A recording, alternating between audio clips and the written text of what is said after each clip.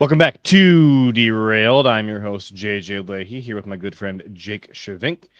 And, I had some Micah Robinson thoughts I was going to share tonight. And then he got sniped off the practice squad by the Titans, who had a need after trading Roger McCreary away to the Rams for a ham sandwich. And so, I don't have Micah Robinson thoughts anymore. We may not need him because it turns out that the Packers listened to our podcast last week and they heard us say approximately 45 times, play Carrington Valentine. So Carrington Valentine last week had 2 snaps on defense, and Nate Hobbs had 72, 74, 73, somewhere around there. Yes. 74, I think. 74 or 76, one of those two. And then this week, it was flip-flopped. Nate Hobbs had 4 snaps, and Carrington played 62 out of 63 possible defensive snaps. I'm happy that the switch happened. But, Jake, I have a question that maybe you can answer. What the heck are the coaches doing? Like, these snap counts are just truly wild.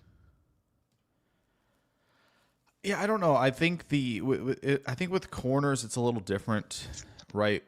At least in my opinion, it feels like you want to rotate defensive line. They're taking more punishment every play, right? They're taking, I think that into account when it comes to it's gonna be a long season in that regard. And even Micah was kind of talking about that after the game of snap counts. I'm not liking it, but it keeps everybody fresh. And I feel like with corner, I feel like there's maybe a little less of a need to do so, but it is strange that it seems like they're kind of still tinkering a little bit. And, I think obviously maybe tinkering without it feels like without a plan.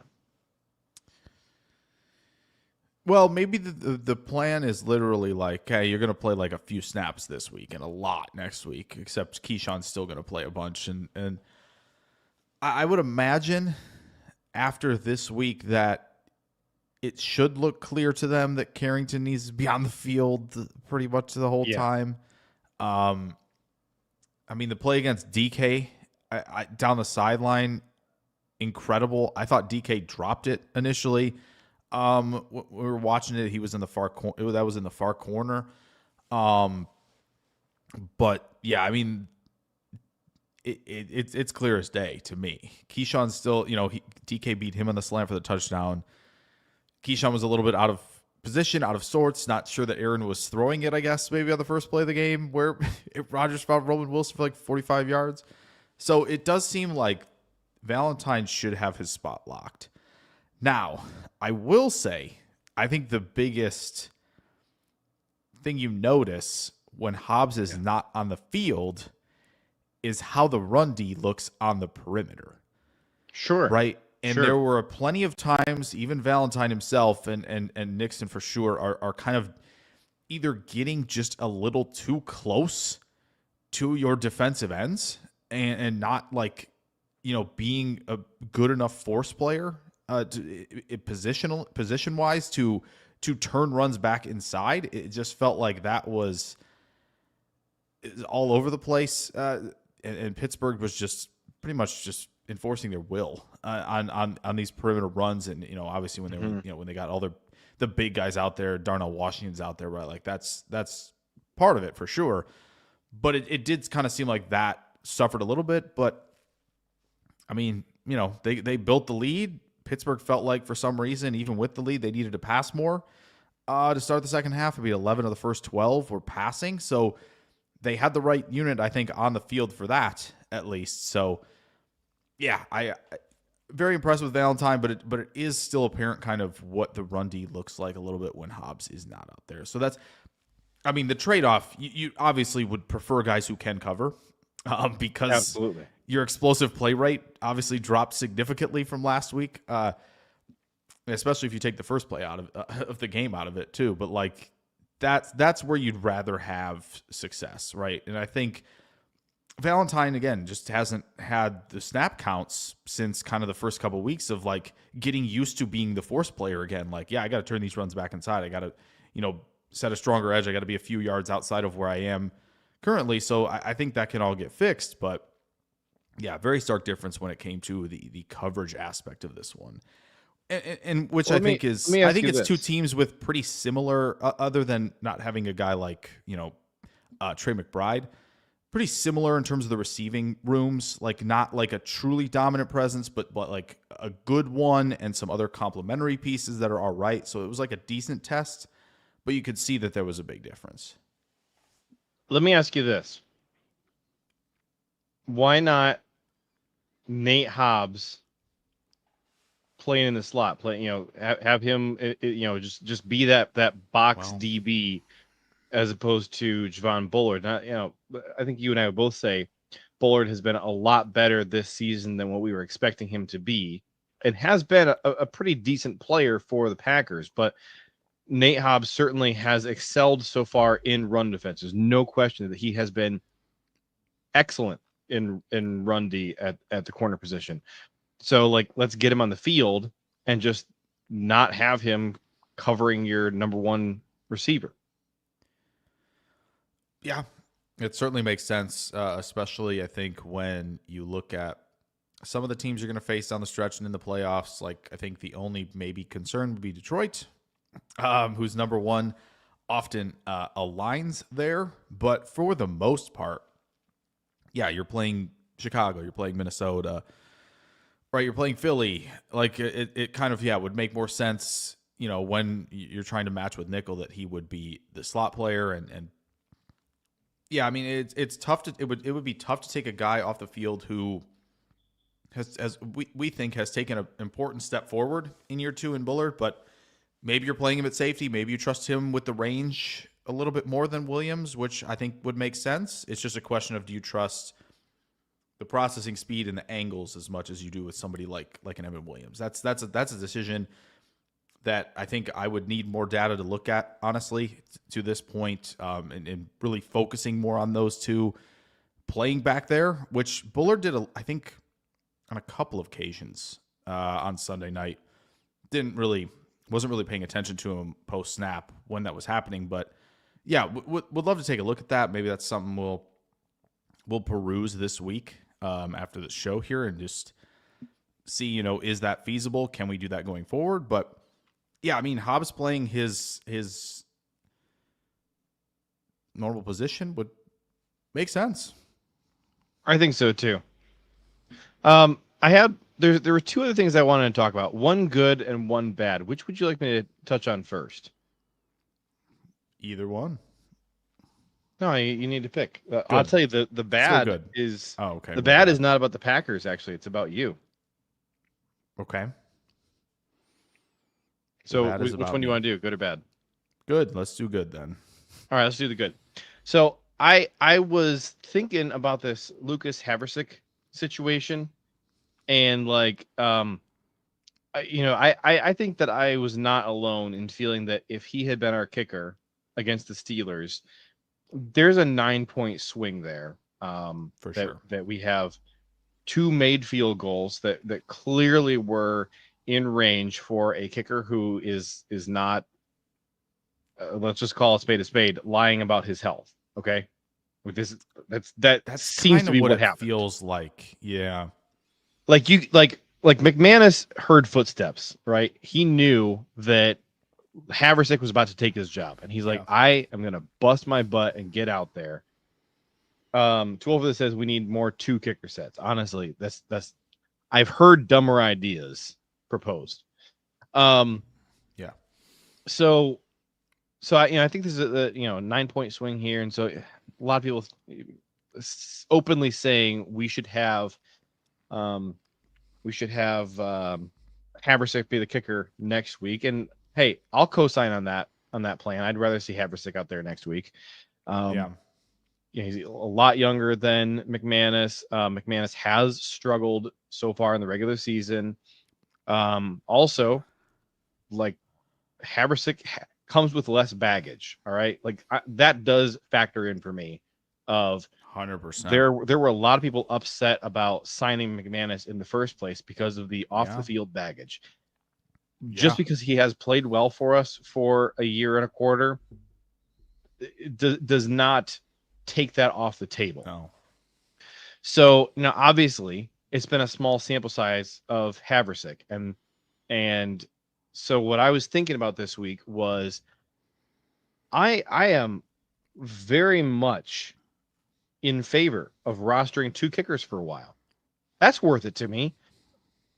There are a lot of teams in the NFL, more than 3 for sure, who would go sign Haversick the second he was available, based on what he did for us in those 2 games and based on their kicker situations.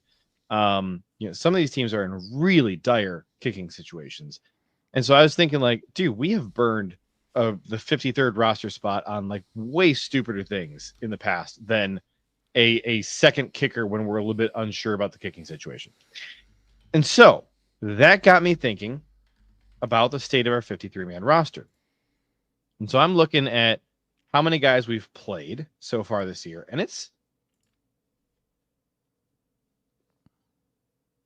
I like the situation that our roster is in. I think I have fewer complaints right now about the Packers 53-man roster than I have maybe in the entire Matt LaFleur era. And like pre-Matt LaFleur era, like the roster was a mess for a couple of years. There are 4 players who have not played any snaps on special teams. Yeah. 4 players on our active roster right now who have not played any special team snaps. I think you can get all 4 of them without breaking a sweat. But who have not played a special team snap. Yeah, everybody except for these 4 guys. 2 of them should be super obvious regardless, and then 2 of them should be obvious when you think about it for a second. Like for different reasons. Okay, who has not played special teams? I mean, well, Watson technically hasn't, I think, but I don't think that counts. Watson is one of the guys I'm counting. Oh, well, then does Jordan Love count? Jordan Love counts, yeah. Okay. So that leaves only 2 other individuals on the 53-man roster who have not played any special team snaps. So Jordan is obvious, and for a different reason, Christian Watson is obvious. Yeah. Okay. Special teams counts for kicking, block, field goal unit. I will tell you the 2 guys who have been named already. 12 says Whelan. The 2 guys who have been named already. The reason that they have not played is the same reasons as the other 2 guys who you haven't named yet. Oh, like so Willis, obviously. Then Willis count. is one of them. Yep. So who's the other Christian Watson? Who is the other Christian Watson? May I say? Who's on the roster still that Plays offensive line. Plays offensive line, so the Lloyd guesses are not correct. Yeah, Lloyd is on because Lloyd, he's not Lloyd is technically on it. Lloyd's on IR. I'm not counting any of the IR guys because I said the 53-man roster. So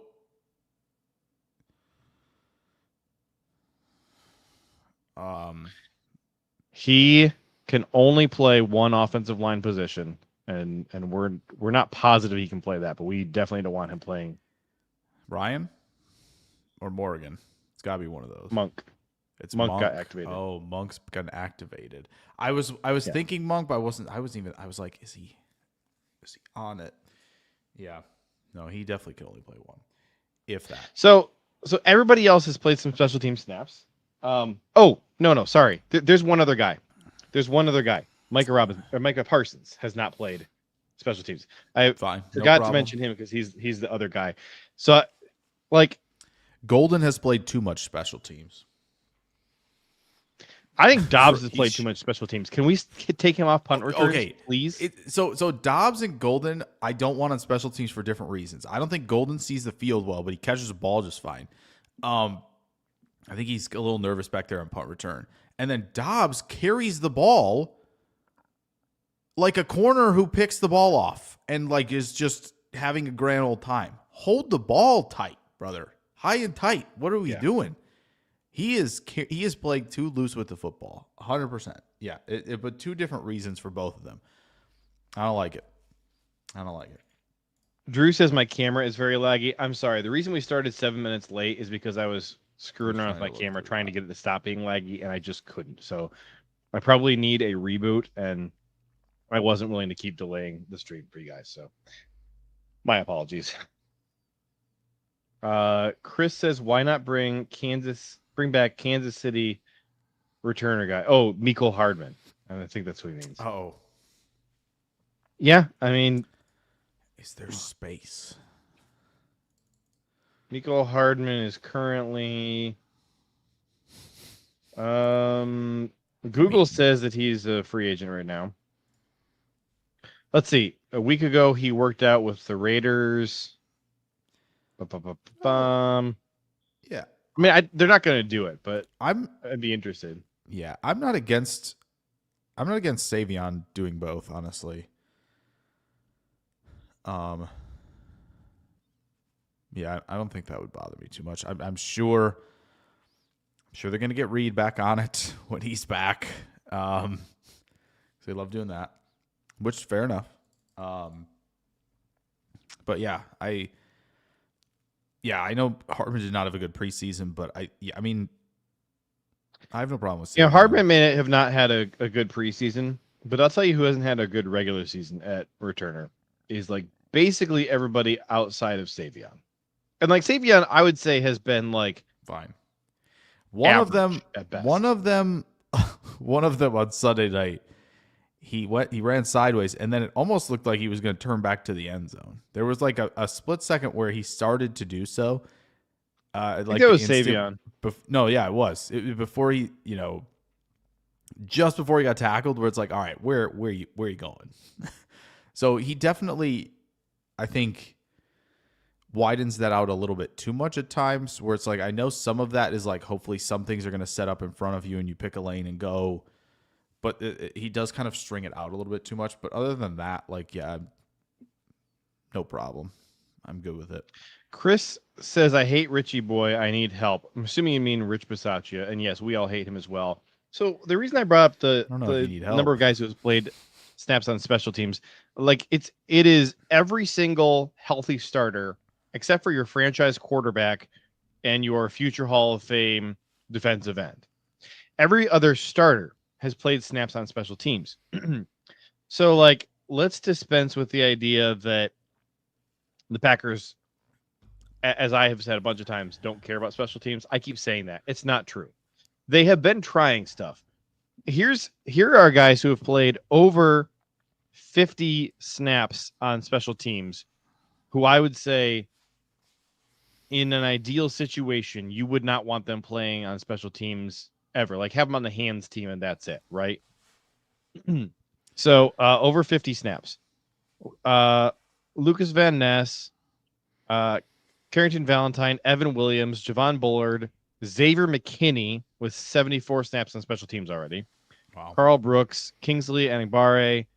I think everybody else you'd be okay with being out there a bunch of snaps. But yeah, like George Morgan has been out there for 38 snaps.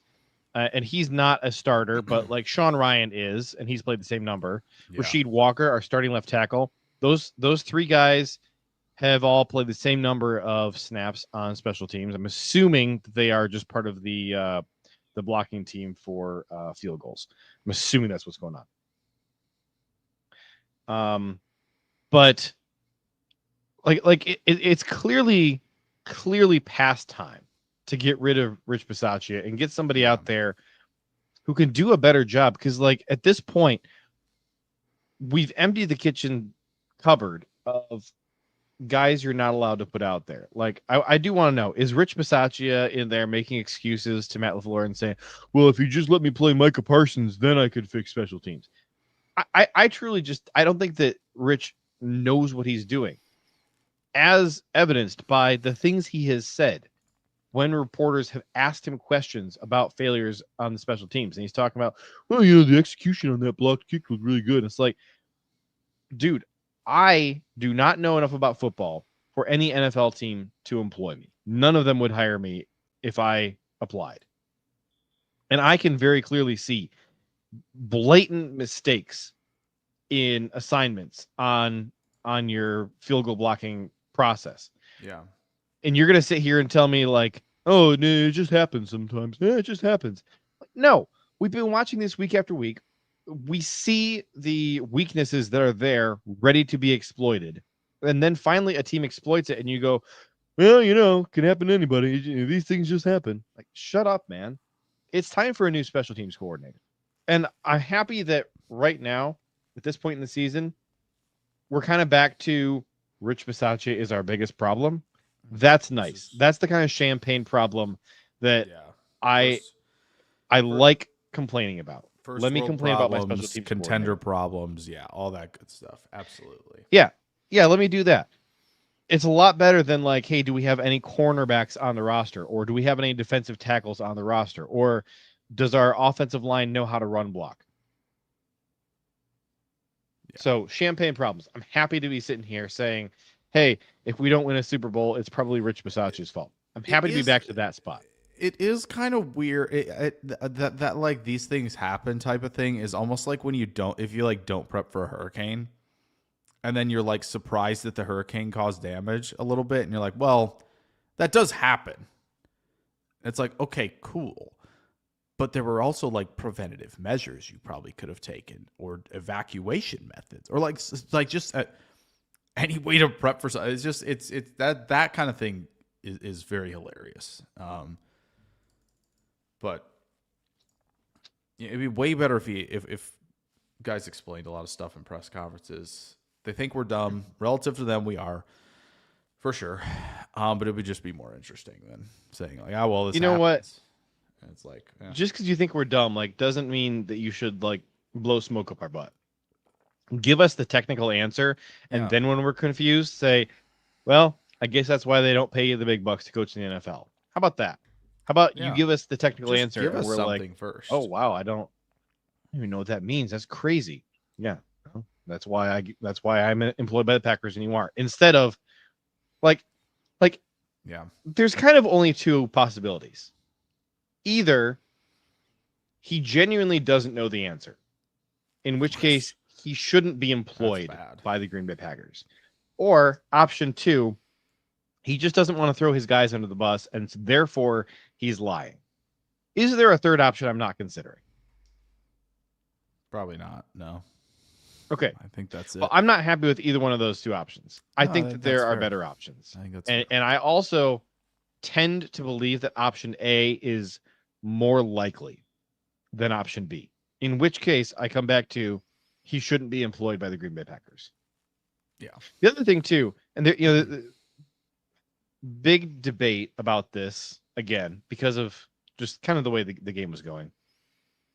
Like, it is high time that Matt LaFleur gives up play calling for a couple reasons, but the biggest reason is there's more to being a head coach than calling plays. And I firmly believe that Matt LaFleur needs to spend more time doing the other head coaching things, even though calling plays is fun. And even though he feels like, well, calling plays is like what I'm really good at. That's how I got this job. Okay, well, that's not the job. The job is be a CEO, be involved in all three phases. When you have turned your attention to the defense in the past when it's been struggling, the defense has improved every time. I would like Matt LaFleur to be significantly more involved in special teams operations.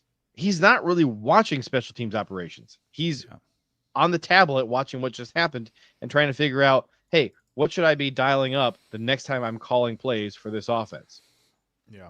Unacceptable to me from the head coach. The head ball coach should not just say, well, I gave Rich Bisaccia the title of assistant head coach, and therefore he can handle this. He clearly can't handle it. Yeah, no. So hire an offensive coordinator who you can turn over play calling to.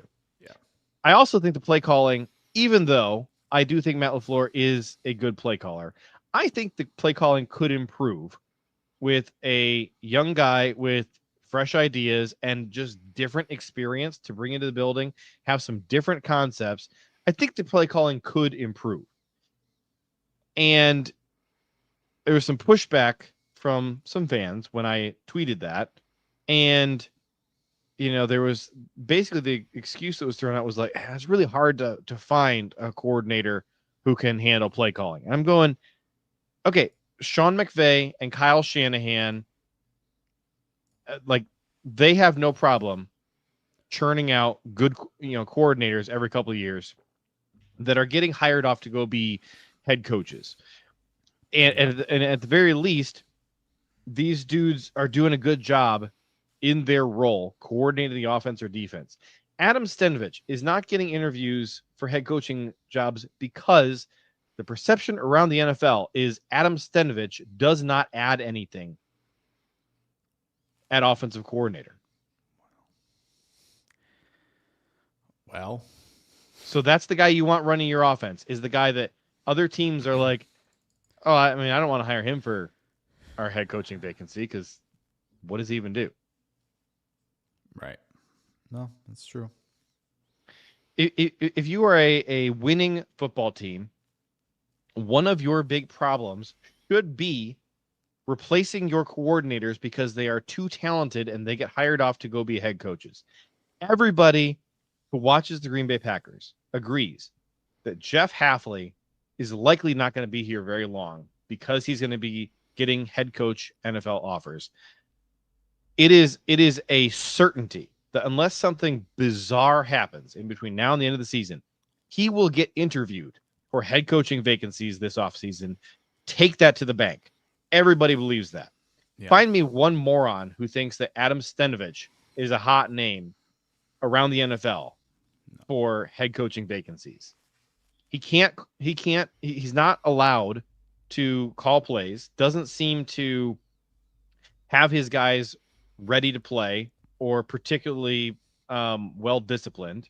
Now, a lot of the stuff I'm complaining about has gotten better recently, but it's also been a consistent issue for the last, 4 years now? 22, 23, 24, 25, 4 years. It's been a consistent issue for the last 4 years. Tell me what Adam Stenavich is bringing to the Green Bay Packers besides donuts in the morning. I would think other than offensive line, probably lending a hand in that department, right? Which is where he came up. Do you think where he has come up from? We have a really good offensive line. I mean, what would you say that is? Top what? What would really good be? Like, if I was asking you to list the best offensive lines in the NFL, how long would it take you to want to start talking about the Packers?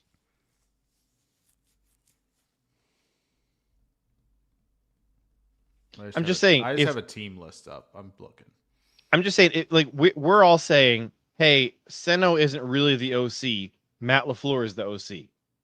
Okay, so that means that you think we have two full-time offensive line coaches in Luke Butkus and Adam Stenavich. If you think that Adam Stenavich is the offensive coordinator, which I don't hear anybody actually espousing that idea, then we can pin all the blame on Butkus. I think Green Bay's got to be in the top quarter of the league.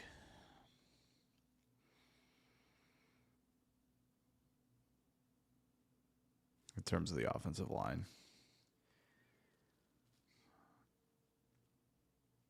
As I'm looking through this list. Is that worth the trade-off that you have an OC who's not really the OC, and in exchange you get a top 8 offensive line? Is that worth the trade-off? Because you're taking away the head coach's attention from defense and special teams.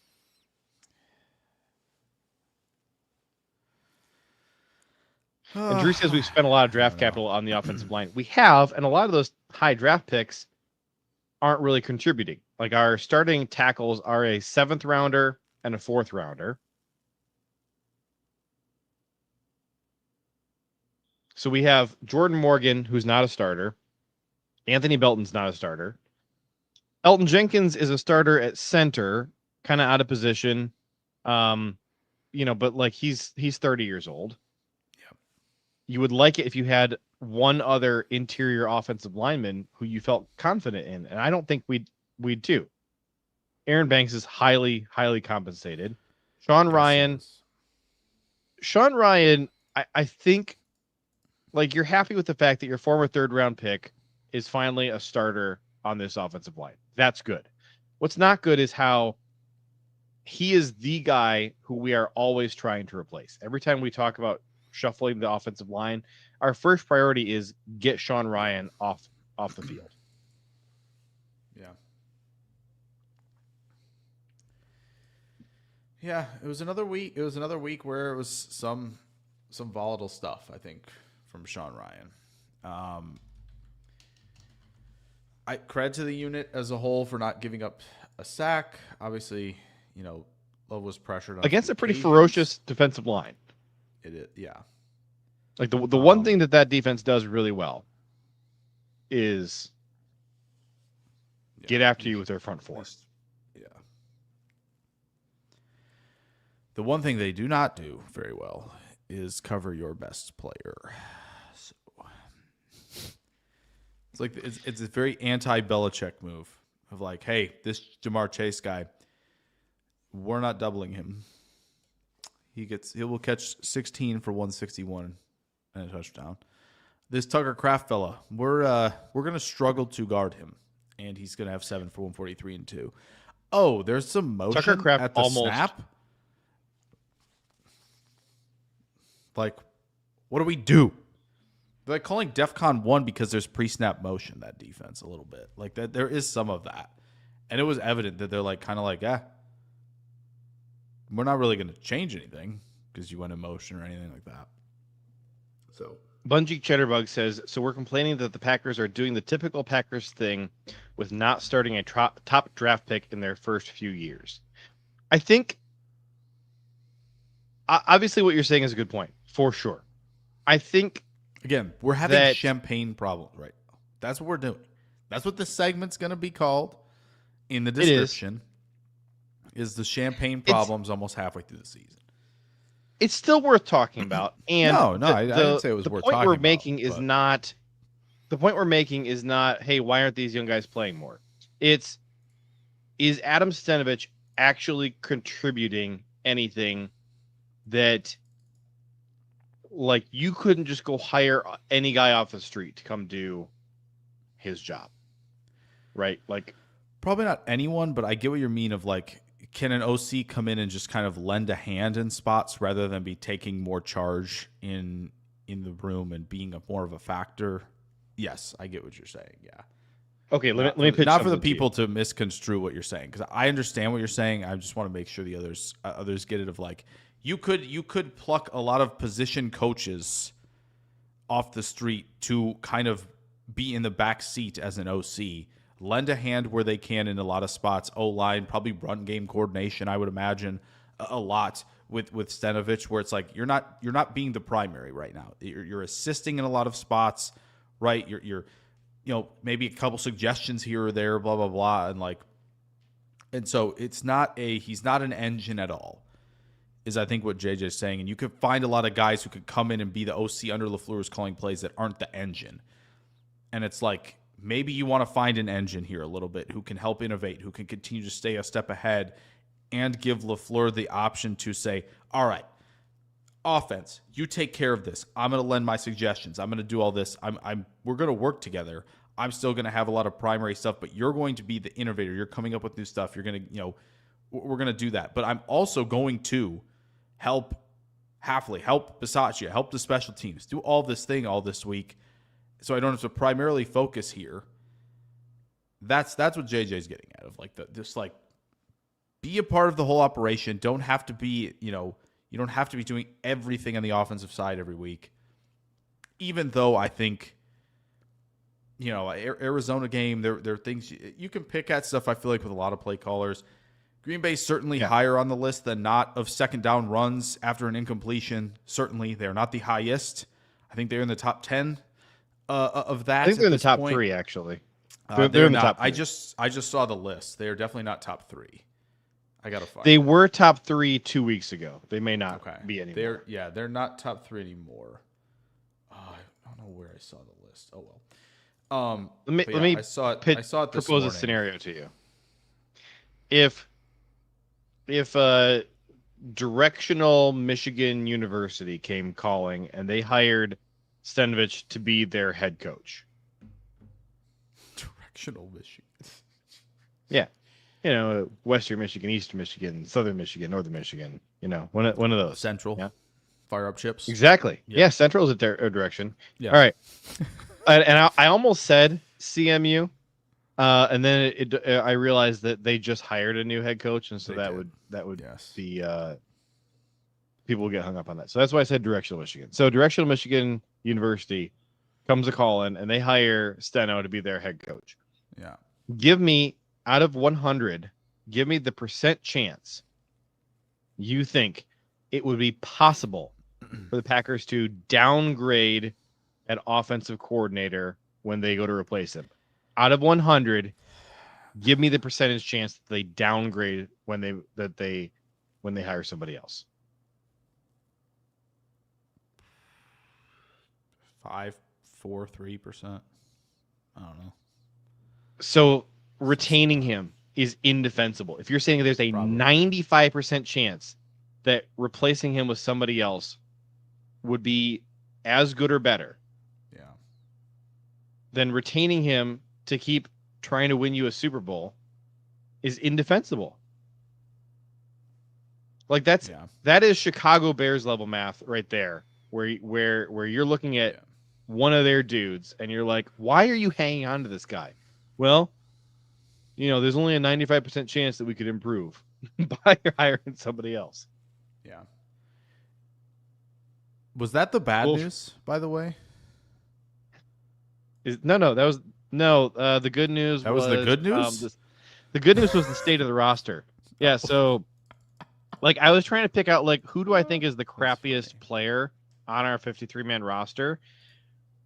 And it was tough. I was trying to figure out let's say that we really needed to sign somebody became available on waivers who I really wanted.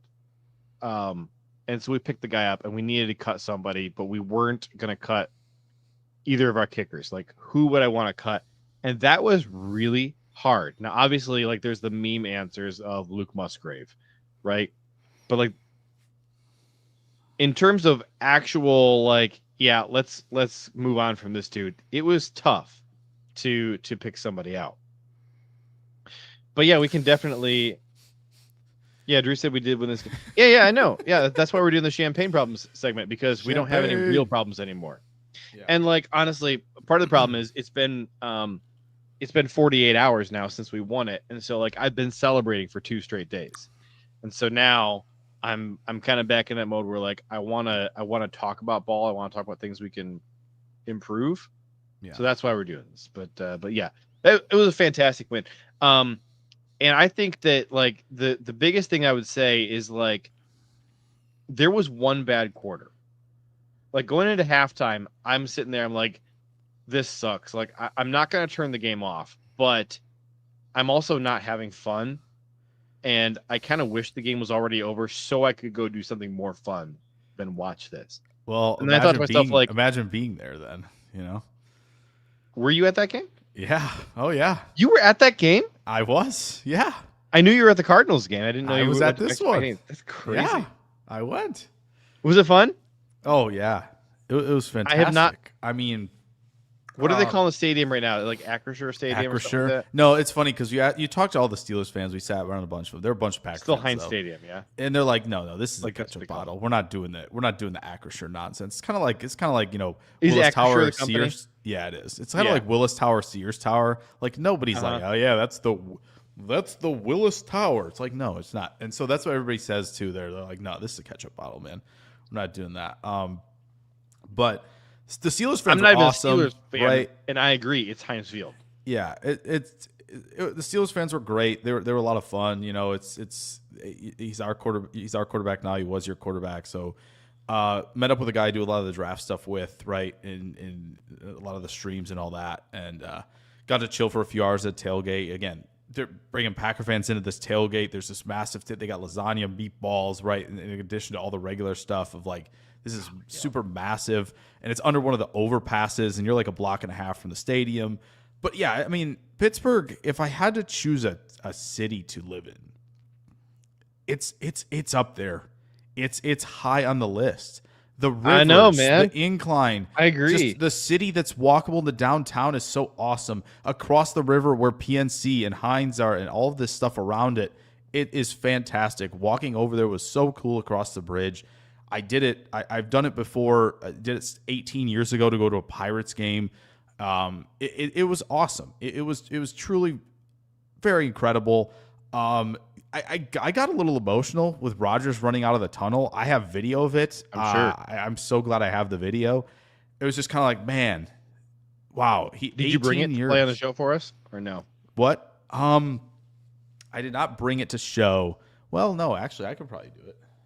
I agree with you about Pittsburgh. My wife and I have been talking for about 2 years now about like kind of being ready to explore moving somewhere else, and we went and started visiting a lot of nearby states to kind of feel out some areas, and we just happened to go visit Pittsburgh, and we were like, honestly, this kind of feels homey to us. So that it was it is super gorgeous.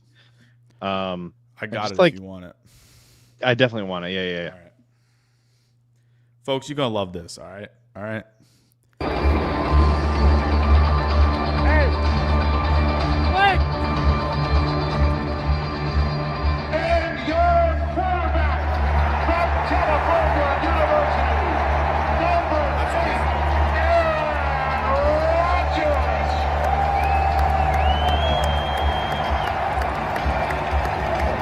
Gorgeous. Yeah. I mean, That's about identical to the view that you and I had of that Illinois game too. Yeah, just let it all wash over. No, the Packers fans 100% were. There were a couple to our left, a few behind us, and then a bunch several rows back of it was like a massive square of them.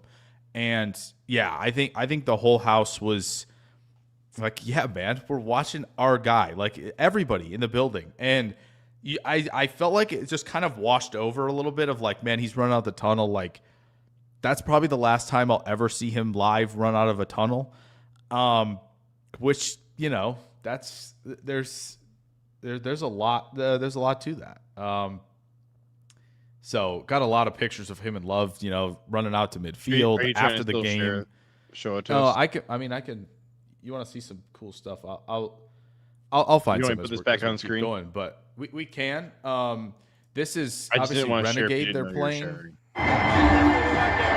So they do the Renegade stuff, right? Which I thought was very fun.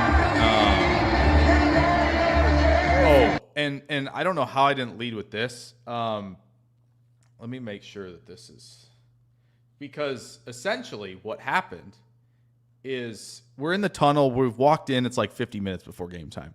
We walked in there in the main area. They got all this stuff with their Super Bowl trophies in this kind of main hall area. It's really cool. It's like kind of they put the museum in the concourse like main hallway area, which is sick. The Go Pack Go chants were immediate. It was, we walked in there and people are walking up to their seats. They're waiting in line for the escalator to the upper levels. Every 2.5 minutes, it's a Go Pack Go as loud as possible. The Steelers fans started fighting back. They were not winning. So it was just like, oh my gosh, like it's going to be like that. And I love that my dad got a bunch of texts from everybody of like, we can hear the Go Pack Go chants on TV. Oh, and yeah, it was. I'm not surprised. It was loud. It's funny that loud. the announcers didn't talk about it at all, but you could definitely hear them. It was real loud. And like Rogers was talking about, he had to go to a silent count at one point at home. I saw that Like, video and I was crazy. like, oh my gosh, yo. That's the stuff. You live for that stuff, man. Absolutely live. I mean, hey, look, you were there. You saw when I went to the Illinois game and I caused a delay game penalty because I got all the Buckeye fans That's actually true, loud, man. You I really did, You yeah. did indeed. And so Packer fans travel freaking well, and I was proud of them. Obviously, this is our guy here. You know, walking off the field. Still got the wrong number on his jersey, but whatever. It is weird to see him in 8. It's really unfortunate that in a big game like this, they're wearing those. I know. Oh gosh, man. No problem. Again, no problem with the yellow helmet. I totally fine. You want to break that out? Cool, whatever. I'm so out on the construction vest type of thing that you got over here, and the pants are. Oh gosh, it's so tan bad. pants. Just do we did a whole episode, I think, about tan pants one time. We did. And how we did. It's how awful they are. Nuts. But yes, the It makes me want to bring up the thread again of all the Packers tan pants uniforms and how dreadful they are. I can always find this by going to my profile on Twitter and then searching poop helmet. Here, you want a positive we haven't talked about, but we need to. This cat, okay? Talk about this fella, all right? If this loads, please load. Don't do this. This is why you do it live, people. This is fun. What the heck? Come on, bro. I can see it like playing in the little preview. Come on. Tolpa says the jersey swap that Jordan got looks like a banana. Did he actually do that jersey swap? I thought that they did. They were doing that. Well, yeah, but I thought that he said like he wanted to do a jersey swap later because that jersey was bad. I don't know. Maybe. It's not a great jersey. It would have been way better if it was just if Green Bay, if they were like, there's too much yellow. Okay, Green Bay has to go all white. Okay, fine, whatever, no problem. Like then Pittsburgh can wear the black and golds. Like they can do that. Like you don't have to, we didn't have to do that. But I mean, they have obviously they preset the day for that and all that. Here's all the tan pants for the Packers again. So this is the poop helmet combo with the tan pants. I got it. They just never look good. Here's tan pants with melted American cheese. Here's boring tan pants. This one should die and never come back. That's bad. Here's the thing. These first two are bad because they're just in poor taste. This one is like in poor taste because it's boring. What are we like? Wow, you found some cool colors. Not like what are we doing? More tan pants. Here's the thing too. Look at Bakhtiari. Because of the tan pants, it looks like he pooped his pants. Look at that. The grass stains don't look good, especially the grass stains on grass. Tan pants look like poop stains. Especially when it's grass, and you have we got more tan pants. Freaking tan pants need to die. It's true. I can't believe that the Steelers like the Steelers ain't need that uniform the Steelers came up with was bad, but like basically they looked at the worst of the worst the Packers had done over the years. They're like, okay, a little bit of this, a little bit of that, a little bit of that, a little bit of that one, and a little bit of that one right there. We're just gonna merge them all together. Make sure we keep the tan pants. Hope nobody gets any grass stains because we don't want it to look like they pooped themselves. Yeah, I got it. I'm starting to get. Let's talk positives. Get animated. I might need like a mock draft to bring me back down. But I do have my negative. Do you want to hear the negative? Okay, let's do this first because this fella, we gotta. Well, you got to load finish with a couple positives. Heck yeah! I mean, come on. He's back, people. Got me. Oh yeah, I can't believe he's here, dude. He looks thicker, like in a good way. Yeah. Like he was always so wiry, and now he just looks like a big. Bro. He played out of his mind. I was so thrilled. How can you not be? He is not human. And he threw a thing alien for somebody. He is an alien. He is. I got one more. If you want to mute that, you can just have it playing on repeat, as long as we don't have the sound. Is that Micah? No. Who is that? It is Micah, but it is Micah. It's really not about Micah though.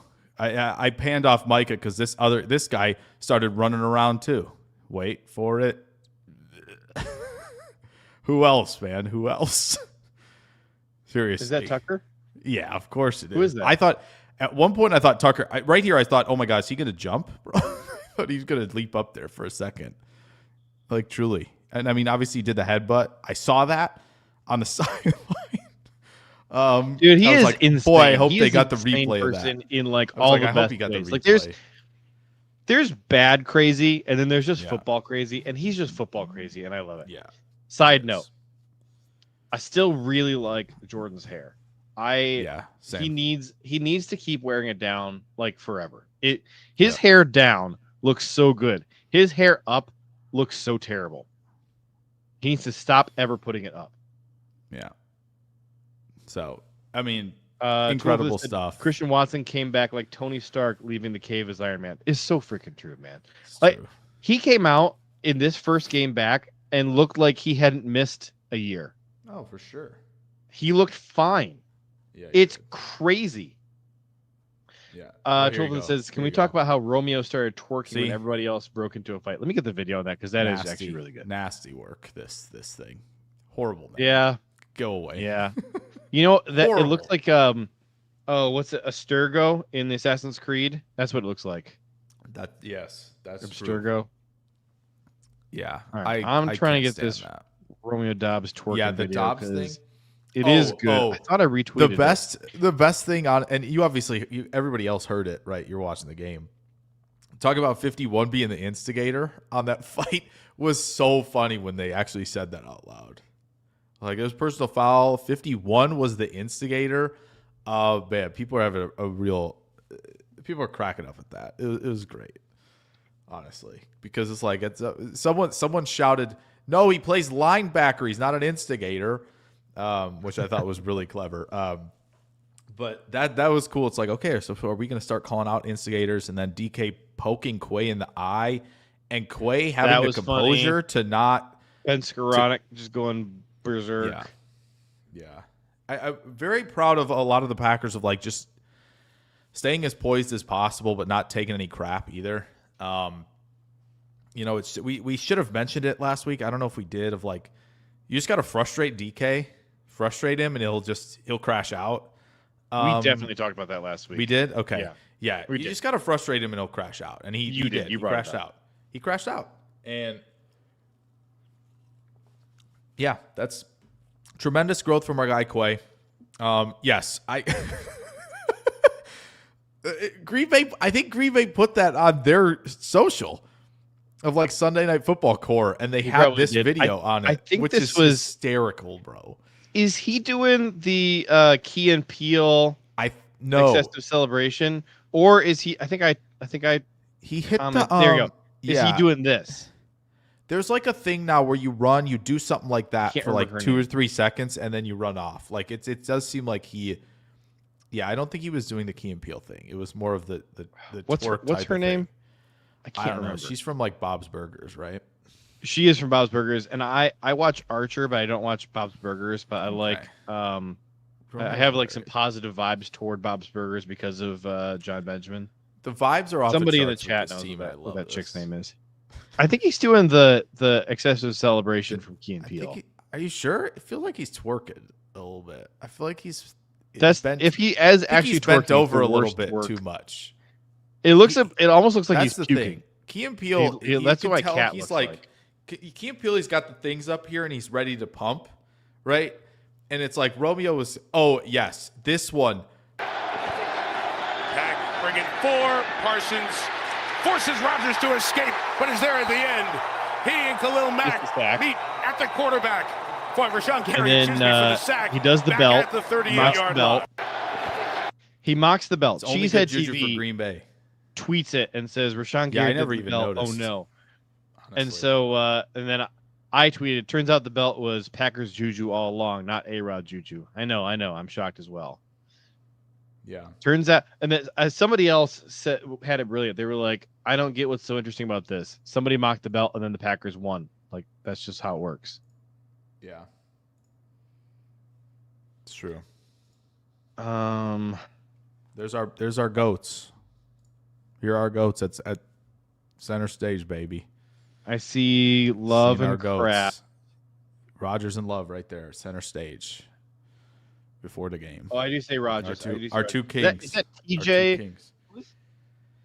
Is that Watson on the left and then TJ right above him? It is Watson and TJ, and I can't see who's talking to Kraft. And maybe it's the Muth for tight I ends see day. Cam. That could be. It could be the Muth. Happy National it's not Tight Ends Day. Boswell. It's not Boswell. It's too big. It's too big. Jake, did you be Herbig, after maybe. the game? After the game, did you watch back NBC's broadcast of the game or no? Because I usually didn't don't. until I didn't until Monday. Usually, I only will go back and watch NFL Plus All 22, and I don't go back and watch the broadcast for a game that I have been to in person. But I was cracking up when NBC is like, Happy National Tight Ends Day. Here's a graphic with 3 tight ends and then 2 Fs. Like, yeah, man, sorry to break it to you. Harold Fannin is not a tight end. I do this. Okay, go off. I do this. No, yeah. That it was very, very cool out there. Steelers fans were leaving with like 10 minutes to go. Which I was like, man, do you know who this guy is playing Steelers quarterback? fans, that surprises me. It does. I'm kind of like, still, do you know who your QB is? Right. Yeah. Like, I've been to games where he's done exactly what's done. And it was a 13-point game, and I'm sitting there, I'm like, 13 points?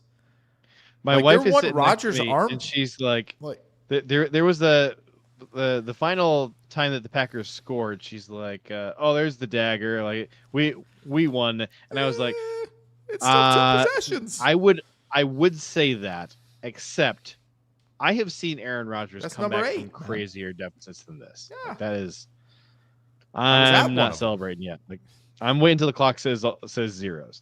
But yeah. Kudos to the Packers defense. You know, a lot of us get frustrated with like the bend don't break, prevent defense, whatever. This was a little bit different. This was like very clearly designed to chew up all of the clock. I mean, it was like by the time the Packers got the ball back at the end, I wasn't even like, oh man, I hope we get a first down. It was just like, no, there's no chance.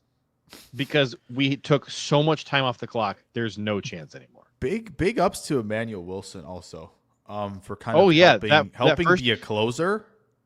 That catch he had and run for the first, it was kind of like, oh man, okay. Emmanuel Wilson and Malik Heath were dogs. Yes. And I'm just gonna say this: the Heath smoke route.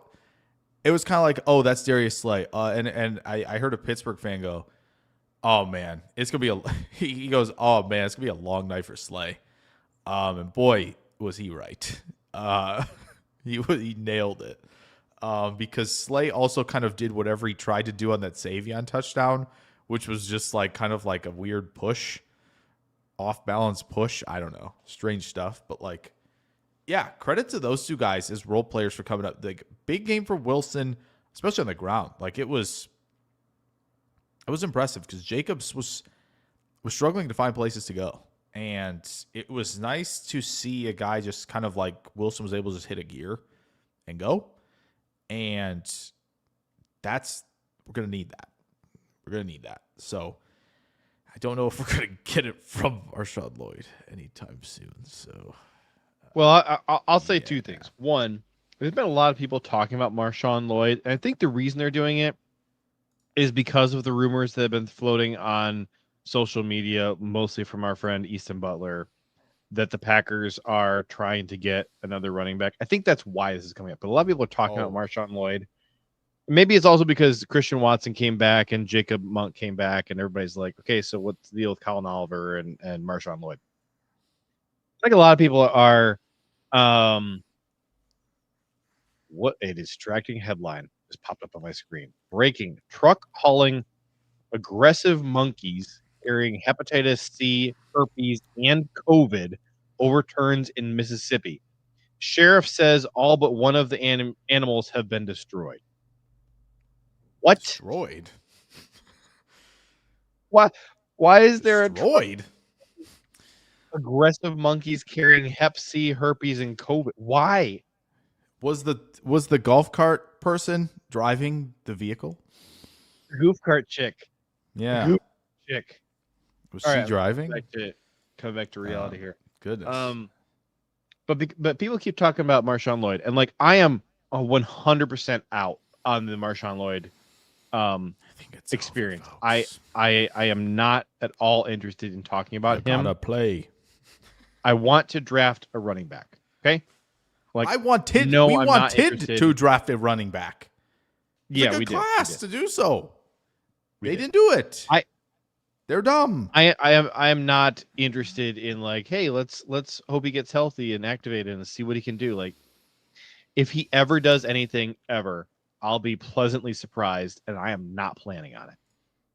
Yeah, like there's a difference of like, heavy critique on Watson for being injured quite a bit because he's actually played and produced. Like Lloyd literally has, I think, has he carried 4 times? Well, Is that and right? our 4 or big 6? critique And it's of him like- as a draft prospect was the age and injury history. We were saying like, and look, it's probably the best prospect from like a skill set standpoint, but he's old and he's missed a lot of time. and So that was our entire concern with him. And like, it sucks to say this, but like his NFL career is almost certainly over. And at least in Green was a Bay miss. for sure. it was a draft bust. Yeah. If he proves me wrong, if he plays sometime and is good, great. Happy for him. I'm not going to hold my breath. It's time to draft somebody new. And I want to have an Emmanuel Wilson conversation. I'm going to say something, and this is not like just me trying to be edgy or something. I believe what I'm about to say. I don't think that Emmanuel far, Drew. Wilson. Not far enough. Hey, Jordan Love already dropped in the draft. He fell all the way to the Packers. It was crazy. Nice. There you go. Emmanuel Wilson runs the ball better than Josh Jacobs does. So I was gonna say Green Bay's it's not a crazy take. He has looked better in these last 2 weeks.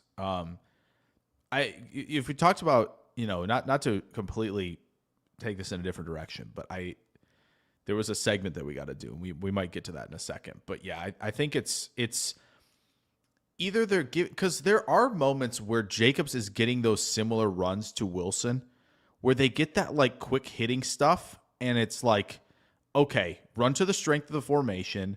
Kraft and Walker oftentimes are basically collapsing the line in, and they're creating this massive lane, usually off the left. And, Jacobs was doing it against Dallas, right?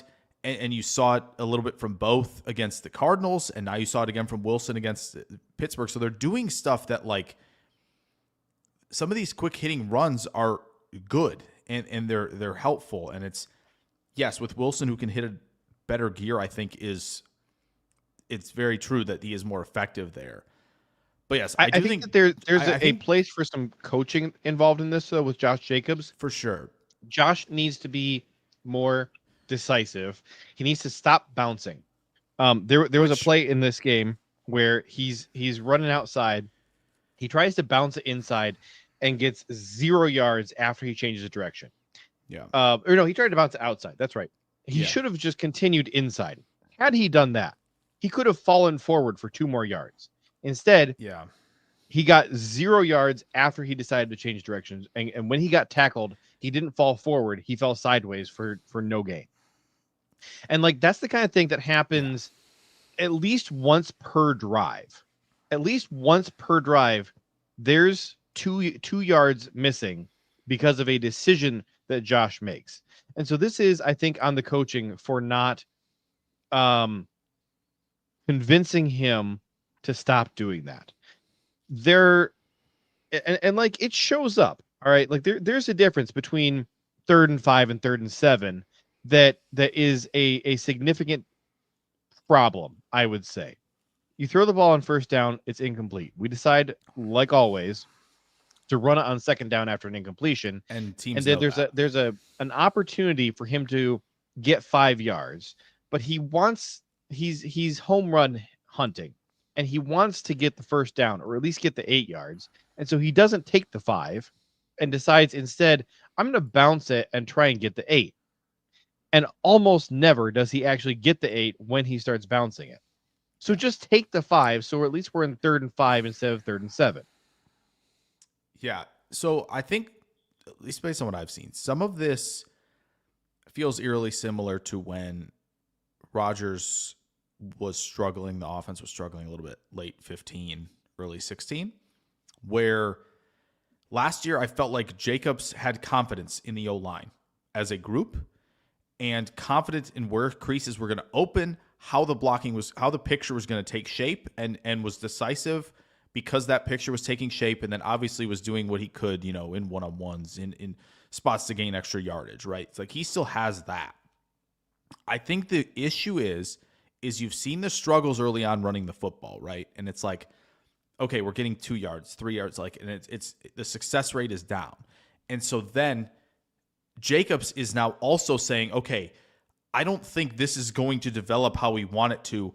I need to take evasive action. I need to be decisive, you know, bouncing it out, cutting it back, all that stuff. And that is also costing the run game as well. So you have this sort of thing where it just feels like the cohesive, the sum of its parts in the run game is just not where it was last year. And because of that, you see the 5, 6, 7 people who are involved in it, when it isn't, you know, humming, and there's indecisiveness that is created from some lack of execution, then it starts to turn into a powder keg of like, this is just, we're not trusting this. And then, you know, we're anticipating that we can't trust this. And then that, you know, creates more of an issue than it should be. And so I feel like that's what's going on with Jacobs. Whereas Wilson, I feel like, is just more of like,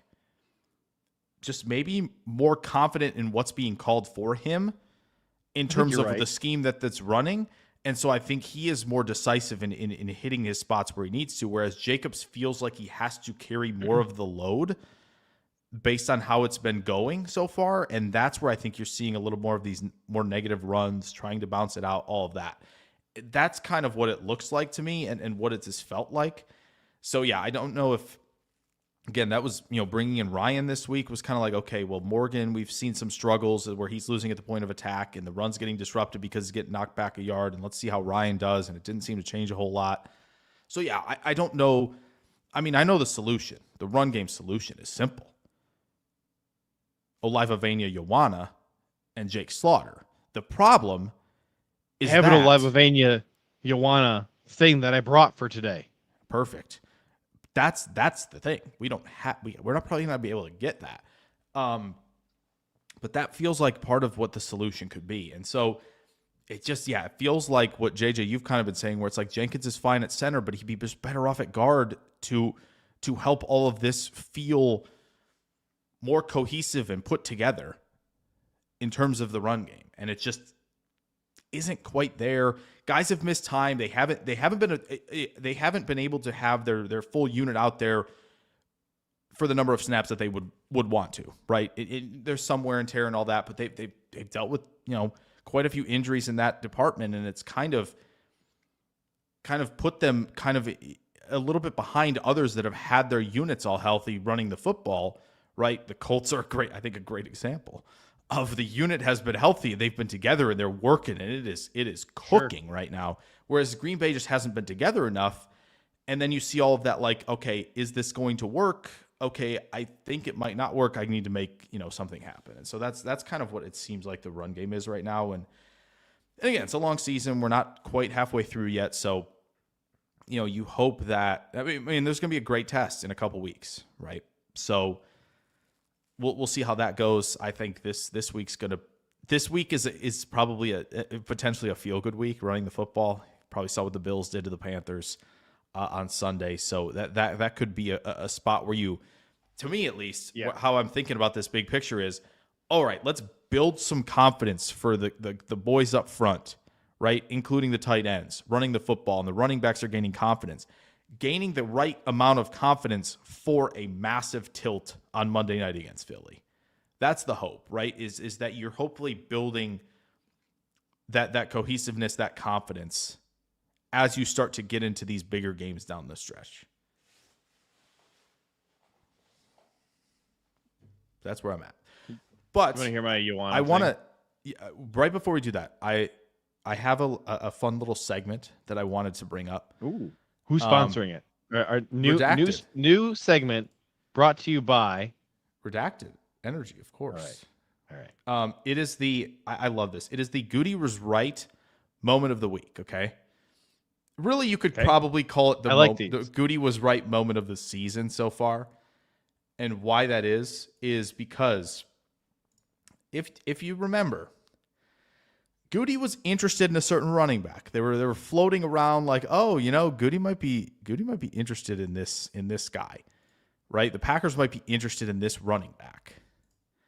And this running back has been a force this season. And again, a lot of that goes into the 11, right? This team has been very, very good, but this guy has been outstanding this year. Jonathan Taylor for the Indianapolis Colts, right? It's true. 14 touchdowns in total, 12 on the ground, 2 receiving touchdowns. He's got 850 yards already. He's almost got 6 yards a carry. For goodness sakes, he had like 12 yards, almost 13 yards a carry last week. And he has now 4 games where he has scored 3 times. 4 games where he has scored 3 times. It's crazy. Goody reportedly wanted him. And, yep, it's not hard to see why. He's forced 35 missed tackles per PFF. He's on pace to have more than he did in 21, which was 66 in his second season, which is the year he had 1,811 yards and 18 touchdowns. His yards after contact per attempt is the highest it's ever been. On top of the fact that if you saw some screenshots from this past week, it looked like the Todd Gurley 2017 screenshots where it was like you could literally drive a semi-truck through the hole that the Colts are creating right now. And I know it was the Titans, but it's still NFL players. And it's just kind of like you're kind of blown away. And it's almost like feels like too good to be true type of moment. Goody was interested in him. And my goodness, imagine. Nothing against Jacobs. I still think that the run game can get better and go up. But this was something where I'm like, we got to talk about this. He has been tremendous. Goody was heavily interested in acquiring Jonathan Taylor. So I think a big win for our guy up in the offices, up in the press, up in the box, up in the suite. So. In his jet black suit next to funeral ed policy. Yes, exactly. The jet black suit, the mafia up there. Looks like they were right. So there you go. A little fun thing going on there. But let's get to Jayden's segment now. So here on the screen, you see the spelling of Olivavenia Ioana. Yes. I do see that. We've been pronouncing it wrong. What? We've been pronouncing it wrong. Could Penn State just put the pronunciation on their site, man? They did. They did? That's how I know that we have it wrong. James Franklin getting fired has opened up a door. So this is from their media guide that they published for the USC game. Okay. I'm putting this on screen.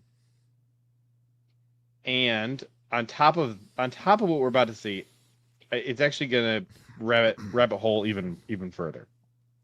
Okay. Oh boy. So this is the pronunciation. Olivavenia Ioana. Okay. Ioana. Olivavenia Ioana, according to Penn State. But, and I don't know how he pronounces this, but he does not go around saying, "Hi, my name is Olivavenia."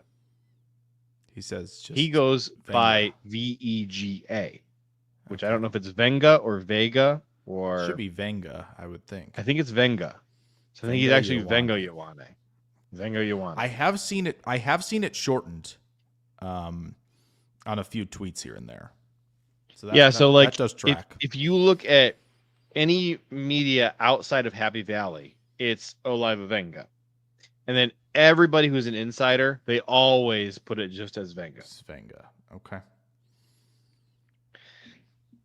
So there's my Ioana thing. Love it. You want to talk about the bad thing that I brought that's about you?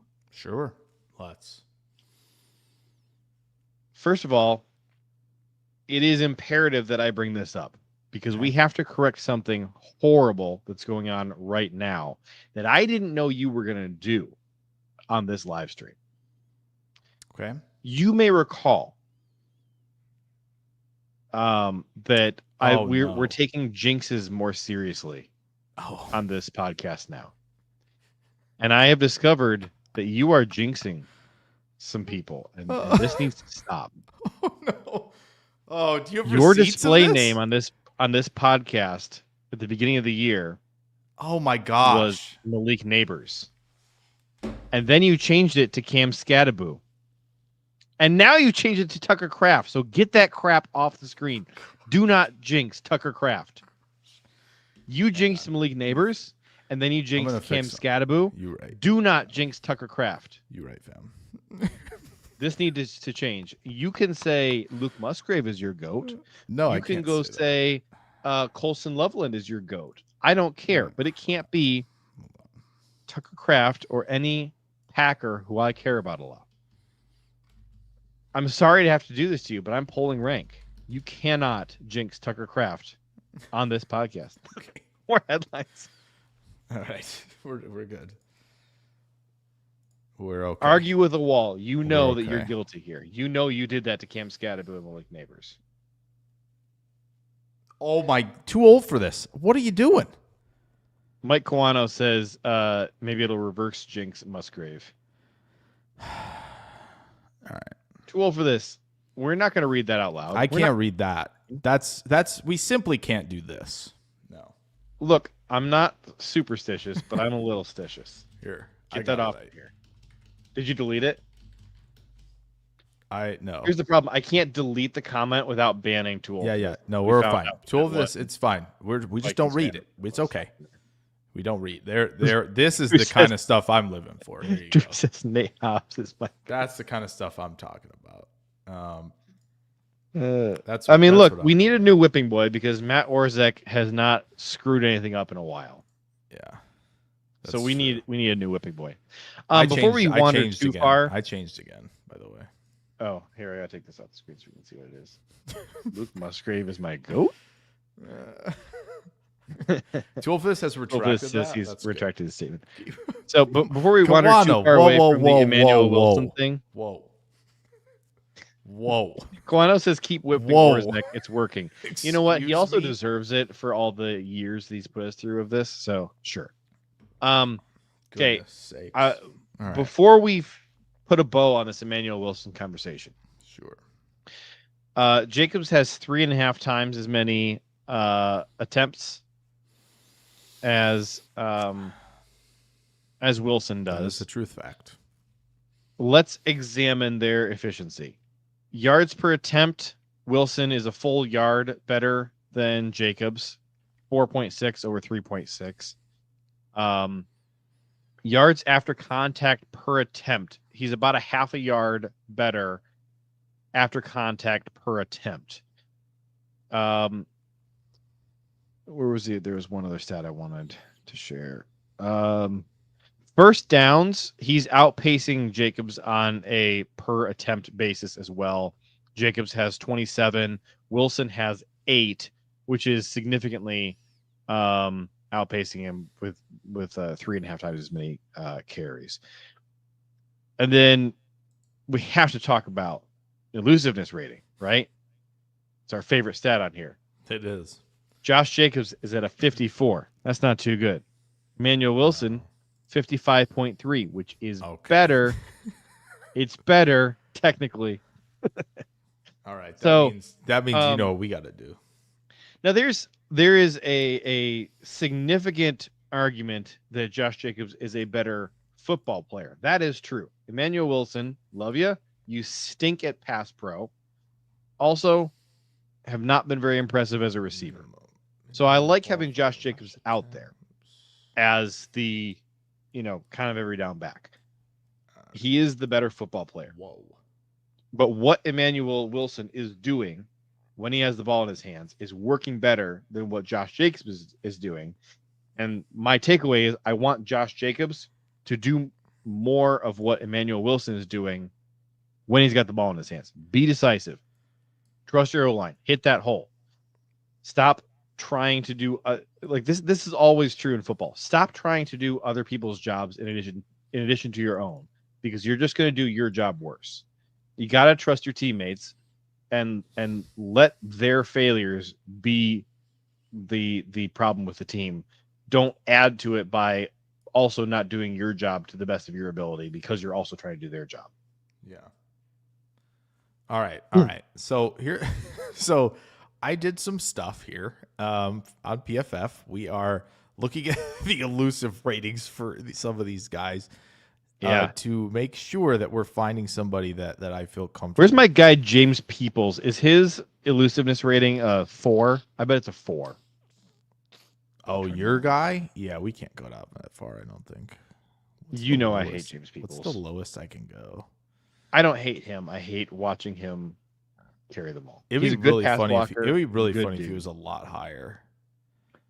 Dude, he's got to have a sub 10 elusiveness This rating. tracks, unfortunately. That's a terrible number. That is something. Nick Singleton. Yeah. Straight line guy, though. Chip Trayanum. I've always liked Kaytron Allen better than... Oh, Chip Trayanum is he with Toledo now? Click on him. Is he at Toledo? I can't believe Chip Trayanum is still in... I got to say, though, is at Toledo. I'm glad that PFF lists his name as Chip now instead of Diamante, so I appreciate that. Crazy he's still... I almost said it in the league. Crazy he's still in college football. Because he's on his 3rd or 4th school. And that's after spending 2 full years at Ohio State, which was his 2nd stop. Oh, how is Peoples like a freshman or sophomore? He's a redshirt sophomore. Oh, so he should be on here then, technically. Oh, Whittington, that's not great. He definitely got carries last year, for sure. Maybe I missed him. There's Jonah Coleman. He might be a true sophomore. Would that count? Haynes? Maybe. It should, because I put 2027 on here as well for eligibility. Why am I drawing that? Love. Oh, I'm brain farting. Justice Haynes and Jordan Marshall. One of them plays at Bama and one of them plays, or is one Haynes of them is at One's at Michigan. Haynes is at Michigan, and Marshall, is he at Florida or Bama? I don't know. I'm struggling because I know all 4 schools, true. Ohio State, Kawano, Michigan, Florida, and Georgia were all recruiting him heavily. Kawano's right about this. He is very straight line. He's very straight line. Yeah, I've never liked Nick Singleton compared to Kaytron Allen. Kaytron Allen is a better running back. Can you just click on Justin Marshall? Where's he playing school? He's number Justin 2. Marshall. Is he at Bama or Florida? He is at Colorado State. Oh, he's not. This Justin Marshall is. Okay, who am I thinking of then? That's a good question. Justice Haynes. I don't know who I'm thinking of then. Me either. 2 guys I do know: Marcellus Hawkins and Hollywood Smothers. Hollywood Smothers is a fantastic Hollywood name. Smothers. To be fair, this game was against. I want Smothers to be a defensive back, though. Smothers, defensive back or linebacker. Smothers had a game where he had 23.25 yards after contact per attempt. The problem was it was against Campbell, which is tough. But what division is Campbell in these days? I have no idea. But he's having a pretty solid year. 4.4 yards after contact per attempt the last 2 seasons. So that's nice. And then Marcellus Hawkins, really impressive season so far, as well from Virginia Tech. Smothers was NC State, if I did not say that. So those are the guys we will probably be looking at down the line, maybe. But he's a big dude. We do need to highlight another dude. Hawkins is 219. A great game. Smothers 195. But yes, go ahead. Well, we need to highlight another dude who had a great game. Now, Okay. his game was not very long. It was one snap. But Tyron Hopper came in for one snap and had a pass breakup, preventing a 2-point conversion. You can't do much better than that with your one snap on defense. True. So I appreciate that. Had a lot of people. I had one dude who was getting mad at me, and then he started DMing me, and he was trying to tell me how Hopper needs to be a starter on defense. And there was somebody else talking about Hopper needs to be a starter on defense, and I was like, I mean, I don't know, I don't really see it. And he's like, are we watching the same tape? And Tyler Dershel comes flying in, and he's like, what tape are you talking about? He's played 8 snaps this season. What tape? The tape. But I do just want to say, Tyron Hopper, keep making big plays when you're given these opportunities, and you're going to get more opportunities. The tape, yes. That's true. Yeah, more opportunities for Hopper. Yeah, I'm giving him more opportunities. Yeah, my whole problem with him has ever just been I don't like him when I see him. That is no longer the case. I now like him when I see him, so we can start seeing him a little bit more. Hopper's havoc rate has to be insanely high. Yeah. So that's good news. That's good to see. Speaking, Kawana points out that Hopper had a tackle for loss last week. That is true. I think he played 3 snaps last week. I think it was just 3. And on his 3rd snap, he did have a tackle for loss. I thought the first 2 snaps, he really got blown up at the line of scrimmage, but then that 3rd snap, he got in the backfield, and got a tackle for loss. Yeah. That was sweet. Oh, so this is fun. Creating havoc and limiting big play. So explosive play rate allowed is on the vertical axis there. The horizontal is havoc rate. Havoc rate is percentage of plays a defense gets a pressure, tackle for loss, forced fumble, interception, or pass breakup. You can see Green Bay is, I believe, 8th. Yeah, 8th in havoc rate this year, behind Tampa Bay, Denver, Seattle, the Rams, Detroit, the Chargers, and Houston. But Green Bay is 2nd to Denver in limiting big plays. And they'd probably be 1st if the Arizona game did not exist. So the Broncos and the Packers doing some great stuff defensively in terms of at least these 2 metrics so far. Of those 2 teams, do they both have good offenses?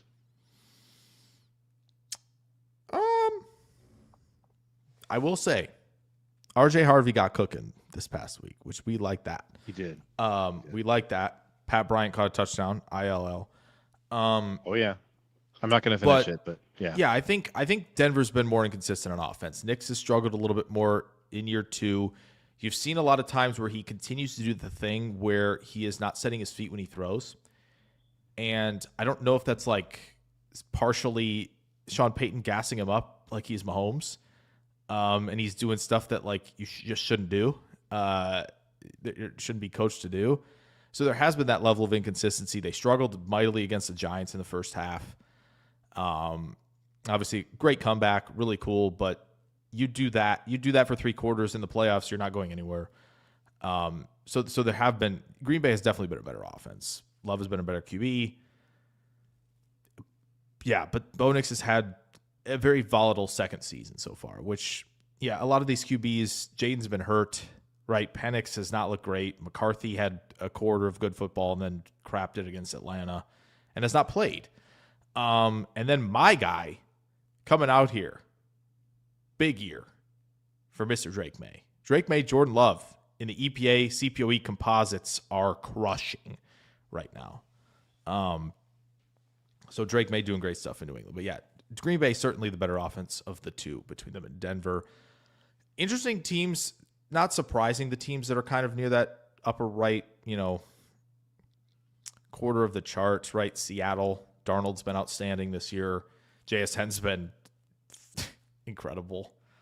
And their defense, when they're healthy, is we're still looking at impressive. the havoc rate and explosive play rate allowed. Kraft. Yes. Is that what you're trying to show us? Yeah, Oh, I'm just saying because you asked You asked about Denver and Green Bay's offense. Oh, right, because you were asked about that, and I was like, okay, this Yeah. top right, who do you, as a whole, like, who do you see the biggest threats? The Rams, their offensive line is probably their biggest question mark of anything right now. When they add someone like McCreary, right, which I don't know where he's going to end up playing, we'll see. But Tampa Bay, when they're healthy, they're dangerous, but their secondary, I'm kind of surprised. Yeah, they're kind of more towards the middle of the pack with the explosive plays. But they're a havoc team, and they should be a havoc team with Todd Bowles. So that makes perfect sense that they're a havoc team at this point. If McCreary can be a contributor for the Rams, I think that my only real question about the Rams then is offensive line, which makes them pretty freaking scary team. It does, and kind of leaves me thinking, because like I'm not a believer in Seattle. I'm just not, and it's mostly because of Darnold. But like they really feel like a bubble, and so they do a little bit. So I really think that the NFC really is just 4 teams, and they're all right there in that quadrant. It's Tampa, Detroit, the Rams, and Green Bay. Yeah, there's just nobody else in the NFC who I think is really worth talking about as a Super Bowl contender. Like who's the next? Even on this chart, the next best team is Philly. Minnesota down here, maybe, but they're allowing a lot of explosive But Minnesota plays. doesn't have a quarterback. They don't have an offense. Right. They don't have a quarterback. Philly's your team, the other one on here at this juncture. And I haven't been a believer in Philly all year. They are going to have to get hot at the right time in order I don't for think they're quite the same. The Rams had them dead to rights for 2.5 quarters and should have finished the job. I imagine if they play again, I think the Rams would finish the job. So yeah, I do think it's going to be kind of, again, it's going to be the usual suspects, right? It's going to be the usual suspects down the stretch. Yeah, I think that to last season, right? Detroit, Tampa, Philly, the Rams, of like the 49ers, I think makes the conference weaker. The absence of the 49ers, or really anybody from the NFC East being competent. Yeah, it just doesn't feel like Philly's again, to your point, like the Eagles are the closest. Yeah. Drew's talking about Washington, but like, okay, when they get Jayden Daniels back, that's more of like an if. If they get Jayden Daniels back, and if he's healthy, and I don't think that's a guarantee. And I love Jayden Daniels. Yeah, I'm not betting on him coming back and making a deep playoff push and being the same dude that he was. Like I think you're looking at year 3 for a bounce back. Yeah, I think and somebody pointed this out on X. Somebody pointed this out on X that like there's kind of a trend in the last bunch of years of quarterbacks who were really good in year 1 getting injured in year 2. Yeah.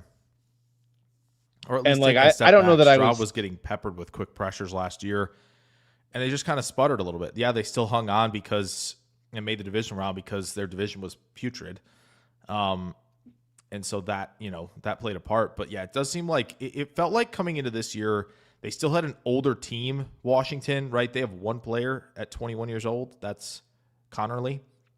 Trey Amos is a 23-year-old rookie. Daniels, a couple other of these guys are 24, 25-year-old second season players. Sainristil's a second-year guy at 25. Like, this is an old team. They have Miller, Ertz, Wagner, right? All these guys above 30. Like, they have it feels like one of those things where they hit a big-time stride late in the year and just kept riding that wave until it kind of, they kind of got punched in the mouth a little bit by a team who was even hotter and had a better roster. And so to me, when I came into this year thinking about Washington, it was like, I think Jayden will still be good, but I have questions about the overall team. They felt like the team that, to me, at least when I put in my predictions, was they'll sneak in as the 7, they'll get bounced in the first round, and that team feels like a team that can retool and bounce back in a big way in 26 rather than I wouldn't put it past them to win a playoff game, but like they made a deep push last year. And I don't think they're ready for that again this year. Quite. Like, yeah. Who else on their offense do you even trust? Like Debo has just been freaking terrible. Debo had a ball go off his face yesterday for a pick. He had like 2 good games. Like the Atlanta game was good. And who'd they play the next week? So- Was it the Rams? So They played the Rams the week after. Chargers. Chargers. They played Atlanta and then the Chargers. Yeah. And he was okay in those two games. And Yeah. he's been awful the rest of the season. Yeah. McLaurin's finally back. He hasn't really been healthy in some time. Again, Ertz, they're putting a lot on Ertz's plate still at 34. Kind of hoping maybe Sinnott is going to do a little bit more. They got him involved a little bit last night, which was interesting, but it just feels like they're not quite. Like Tunsil was in and out. He's already banged up. Like he was in and out of the game last night. That's not a good sign either. So losing Eckler was bad for them too because it was. They don't have a pass. Bill has not been what people were hoping he was going to be. He's not they don't have a pass catching back at all right now. They truly don't. Like they have guys who are built for the lead. They're built for tie games in, have a possession lead, clock churners, big bodies in the run game. They don't have like the I'd say this like guy's Nick built Nichols for is catch probably up the mode. guy. Yeah, that's Nichols probably the guy. closest. Yeah. But it just doesn't feel like I think he's actually been their best rusher to this point in the season so far as well. Bill's been extremely hot and cold. He looks like a rookie. Yeah, which again, he was seventh round rookie, right? So it's not like we shouldn't have.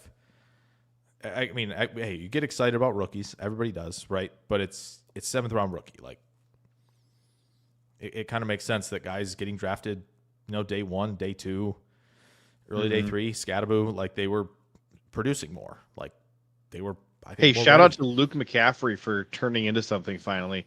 This preseason, Commanders fans were like screaming to have him cut from the team. Like we do not give him any playing time, and he's turned it on this season. I've been impressed, very impressed. Dershel says, "Sorry, I'm late. Washington stinks. Washington does." Oh, you meant the football team? Yeah, the football team stinks too. Yeah. But yeah, so I don't know. Again, AFC wise, this is kind of a jarring graphic. For sure. Other than the Broncos.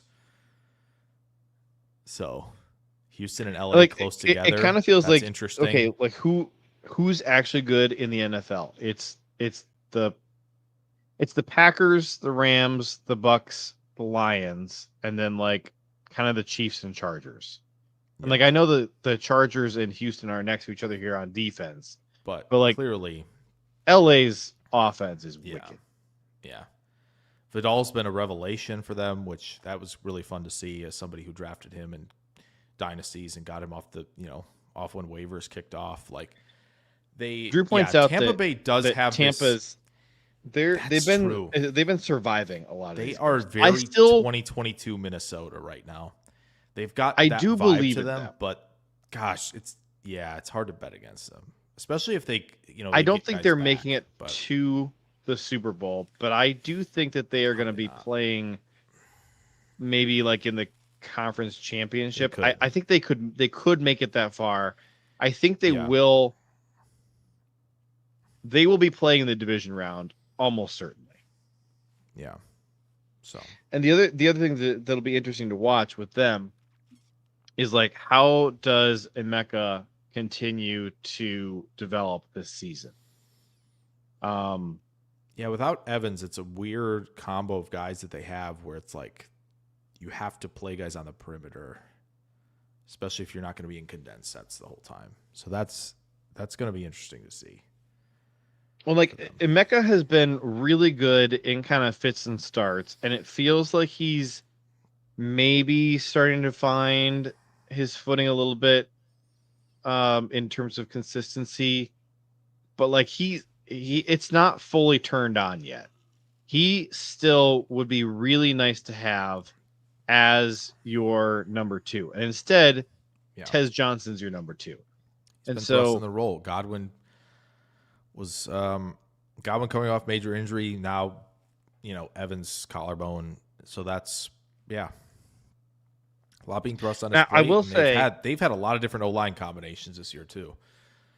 That's true. Which has been a struggle for them. They're like they just they feel a lot like Minnesota They were on a list. I found some list of like, I think it was either maybe DVOA of teams that started like 4 or 5-1.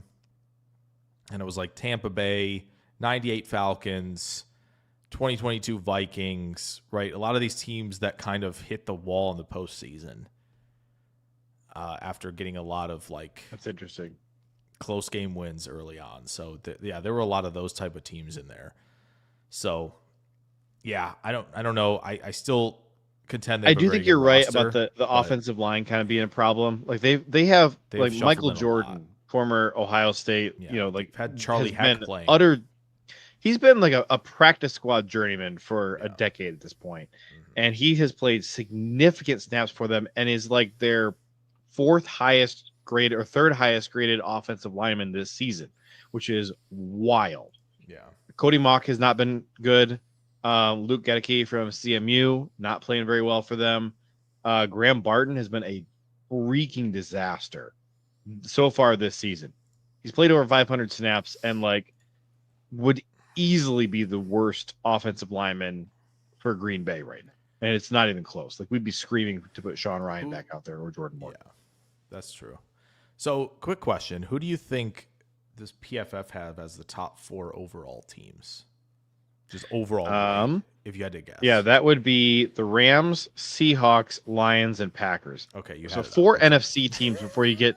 Then number 5 is the first AFC team, which is the Colts. Yeah, it is the Colts. Then you get Philly, Eagles, Chiefs, Bills, Patriots, and then Patriots and Texans actually round out the top 10. Yeah, so no Denver in the top 10. No Chargers. They have Denver at 11, Chargers at 12, 6-2 Tampa at 16th. Behind the Bears, behind the Steelers, behind the Niners. Yeah. Something to that. I just don't believe in the Seahawks.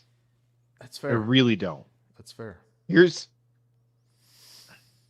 They have been weirdly like kind of like Green Bay, a little bit of like the running the football hasn't been what they wanted to this point.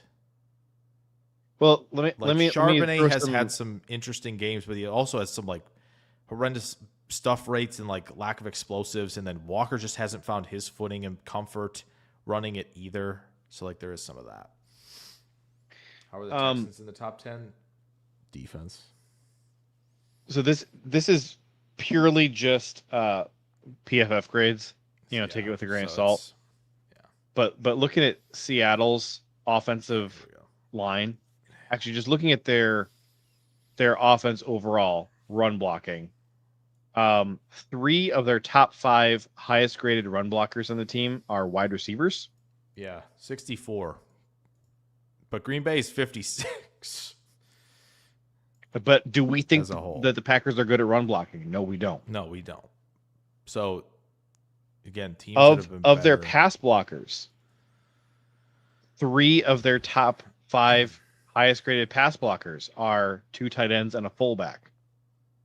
So Barner, who's the other guy? It's not Barner. It's Barner's Eric not even Saubert. one of them. Nope, Eric Saubert. Oh gosh. Elijah Arroyo, our guy. Arroyo, the guy who can't play tight end. That's funny. He's but he's got a 72.7 in pass pro. Now that's three. He's just drilling guys and chipping. Yeah, he's only done it 3 times, so that it really doesn't count. But like, okay, let's look at their offensive line here. I'm gonna sort this by jersey, but so we have Oluwatimi has played 27 snaps for them at center. He has a 0 pass blocking grade. That's sick. Jalen Sundell has played 400 snaps at center. He's got a 57 run blocking grade, a 62 pass blocking grade. Our guy. Charles Cross and Abraham Lucas, 2 major draft crushes of mine, have both been freaking studs. Sundell. We got to talk about that.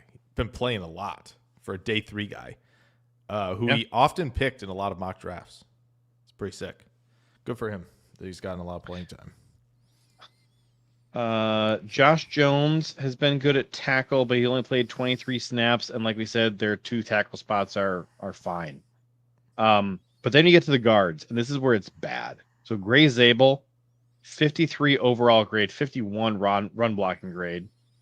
And Anthony Bradford, 18 pass blocking grade, 61 run blocking, or 57 run blocking grade. Yeah. They don't have an offensive line. They really just don't. Yeah. Defensively, credit to Clint Kubiak. It's a lot of people doing a lot of good. They are mostly really good in run defense. Their DBs are their lowest graded guys in coverage. All the guys with good coverage grade are edge rushers. Makes sense. And then Emma Wari has been really good in coverage. But other than that, Witherspoon and Kendrick have been decent in coverage, but they're not playing a lot. We got 143 and 120 snaps, respectively, for those two. So I think that this is a team that can't get the push that they need with the offensive line, and according to PFF, are very susceptible to good passing offenses. To me, that is not a recipe for success in the postseason. That is, you make it and get bounced in the first round. Yeah. So I don't respect what the Seahawks are doing right now. And how dare you? That I said all that and didn't JSN. Even mention Sam Darnold. Put some respect on JSN. How dare you? What the Seahawks are doing is feeding JSN. So you're telling me you don't so by that blanket statement, you do not respect JSN. Which I can't stand for that. I simply cannot. I don't put the respect on JSN's name that he as himself as an individual player can go out and win a Super Bowl with no help. Nope, I don't think he can do that. I think he can. Him and Puka, baby. Go out and solo take it for themselves. Sam Darnold chucking it around. Amen, brother. Hey, you gotta like those big game hunters. Chris wants to know who's our best lineman after Tom. That's a really good question. It is a good question. Because I think I have an answer, and I think it's a crazy answer. So I'm going to give mine, and that'll give you some more time to think of your smart answer. My crazy answer is I'm going to say it's Jordan Morgan at left tackle, which is not a starting combination on our offensive line right now. Who would you say is our best lineman after Tom? Boy.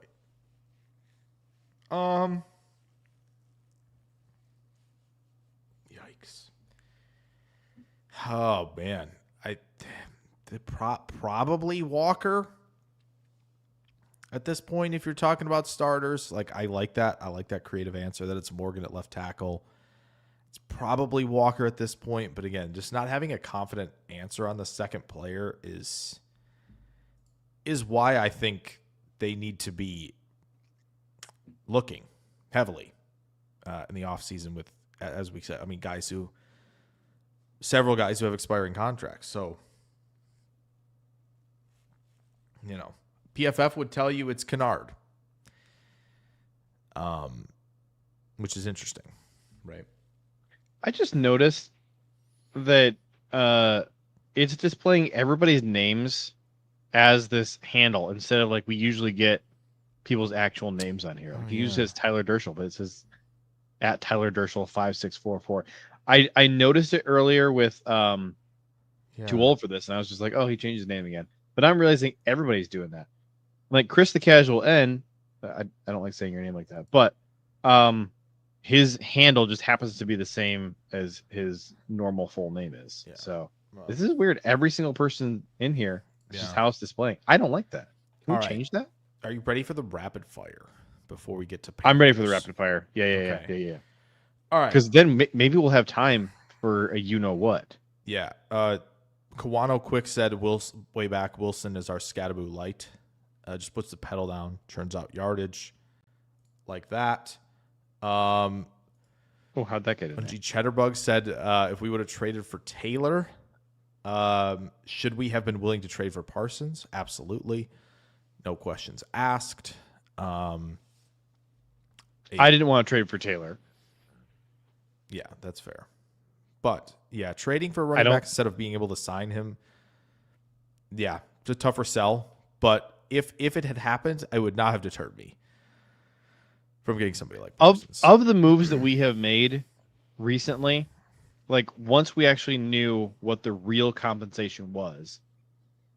All right, and I'm phrasing it like that to account for Micah Parsons, because with Micah Parsons, like I was kind of out because of what I felt he was worth. And then like we did the trade and I said like this is a steal. And then other GMs around the league are saying like, well, gosh, I wish I would have had, known that was the price for Micah Parsons, because I would have gone above and beyond that. Right. But like of the deals we've done recently, like once we actually knew what the real compensation was, I think the only deals that I've been out on were Nate Hobbs and Aaron Banks. We of the ones that actually happened. Yeah, that I've liked all of them. Like the Josh Jacobs contract that we signed him to in free agency, like basically perfect. Man. Basically perfect. We got Micah Parsons for like a song compared to what he really should have cost and what I thought he was going to cost. And then McKinney, super underpaid. Yeah. God, the Tom deal was impressive on top of it. The Tom deal was insane. So, that's what was the last bad contract we signed, like other than Banks and Hobbs? Like just remove them from the equation. Probably Campbell's extension. I was gonna go with Campbell. I didn't like Billy Turner's contract. That's probably that was the other one I was thinking of. I didn't like David Bakhtiari's contract. Like the day it was announced, I didn't like it. But like I none of us, including me, were really worried that he was gonna like never play football again. Yeah. Which is basically what happened. Right. Kenny Clark. The Kenny Clark extension was stupid. That's right. That was the last really stupid one we had. That's the one. Yeah. Mike Quano says the Giants letting Love and McKinney walk in back-to-back years was wild. Are they gonna let Tibbs walk when his is done? Wait, who's Love? Giants letting Love? Julian Love, I think. Oh yeah, I guess that makes sense. I read this and just immediately assumed thought of that it was guy. Saquon and McKinney, because that's what everybody's talked about. And then I realized it didn't say Saquon, it said Love. Yeah. Must be Julian Love. Yeah, I think Bakhtiari says Chris says Bakhtiari's third contract was massive at a high risk age. Yeah. But he wasn't that old, and his injury was a freak injury. I didn't like his contract for other reasons. And I didn't hate his contract. I just thought that it was a lot. Yeah. And I thought that Kenny Clark's second to last contract was a lot. And then I thought his final extension that he got with us was just straight up dumb and unnecessary. Because he was not on an expiring deal, and we were switching to a new scheme that he had not played in, and he had been bad for the previous 2 years in our current scheme.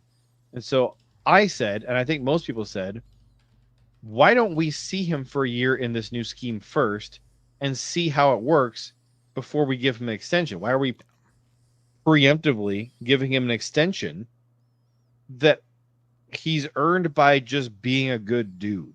Well, I'm sorry, that's not how you run a football team. Right. So much for the rapid fire. It was my fault that time that I did. No, you're good. Let's get back on it. Kawanos also says a big part of we were talking about the run game. Sure. Is the murmurs coming out that shotgun runs are Jacobs' preference, but the offense looks so much better from under center. And yes, it is so much more effective under center because of that play action presents a run threat that defensive ends and linebackers must account for, which gives you plays like the drift concept they got to Doubs, right? If you remember that one, really quick throw on that in-breaker, a play that Love threw his first touchdown pass, or not his first. Darn it. It was not his first. I guess he had one in the Chiefs game, but coming in for relief of Aaron Rodgers in that Philly game in 2022, hits that exactly to Watson, and Watson house calls it.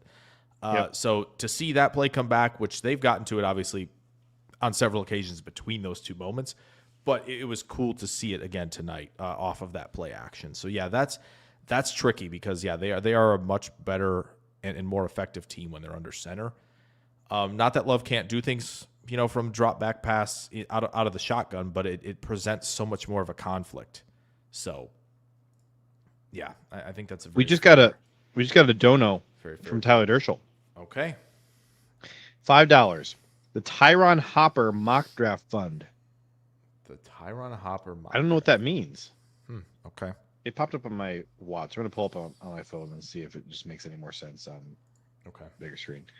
It says, the Tyron Hopper mock draft fund JJ winky face. I understand the JJ winky face part. You're flirting with me, and I appreciate it. The Tyron Hopper mock draft fund. Is this just like what are we mock drafting? Are we he's already been drafted. How can we draft him again? Dershel, explain this to me. What is a Tyron Hopper? Is this like you want us to do a mock draft assuming that Hopper becomes a starter? Whatever it is you want us to do, I am all for it. I just a little confused here. But I appreciate the winky face. That made me feel fuzzy inside. Making sure the draft order is correct here. Yeah, with no first round picks. Get going. While you pull that up, and while Dershel there's is another typing question here. Bungie Cheddarbug says, "Can someone explain to me why we expect every draft prospect that is drafted in the first 4 rounds to be an immediate impact? We don't. Here's what actually is the case. What actually is the case is we have very strong opinions about NFL draft prospects. And when the Packers draft a guy that we like and he doesn't make an immediate impact, we're okay with it and we defend it and we say, oh, give him time. He's got to develop. Like, we knew he was raw, blah, blah, blah, blah, blah.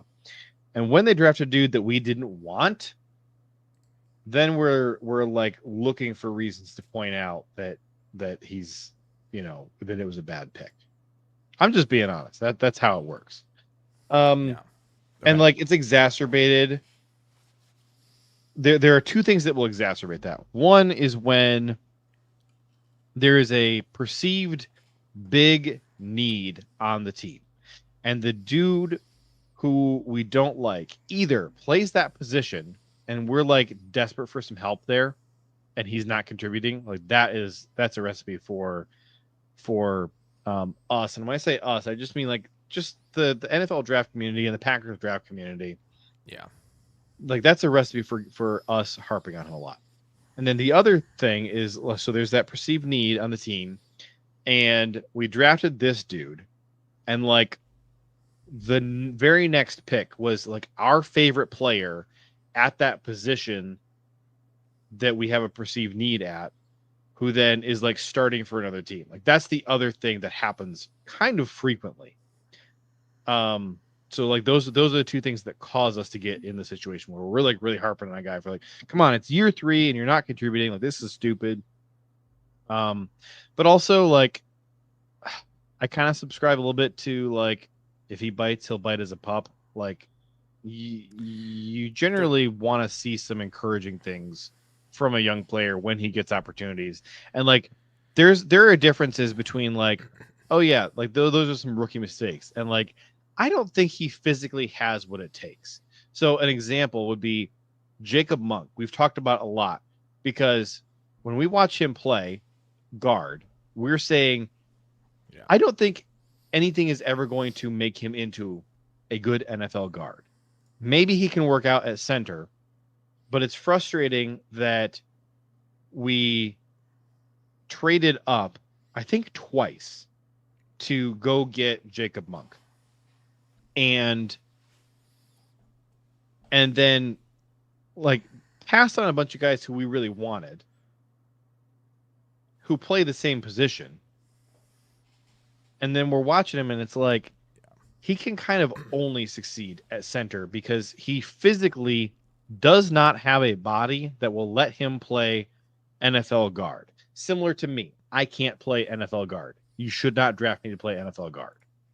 Like, I think that Jacob Monk is like almost as lost at NFL guard as I would be. Yeah. Maybe he can succeed at center though. It's a different position, and he might really be built to do that. Yeah. Hope that answers the question. Yeah, not much else to it. Like I feel like, yeah, everybody goes at their own pace. Yes, I think that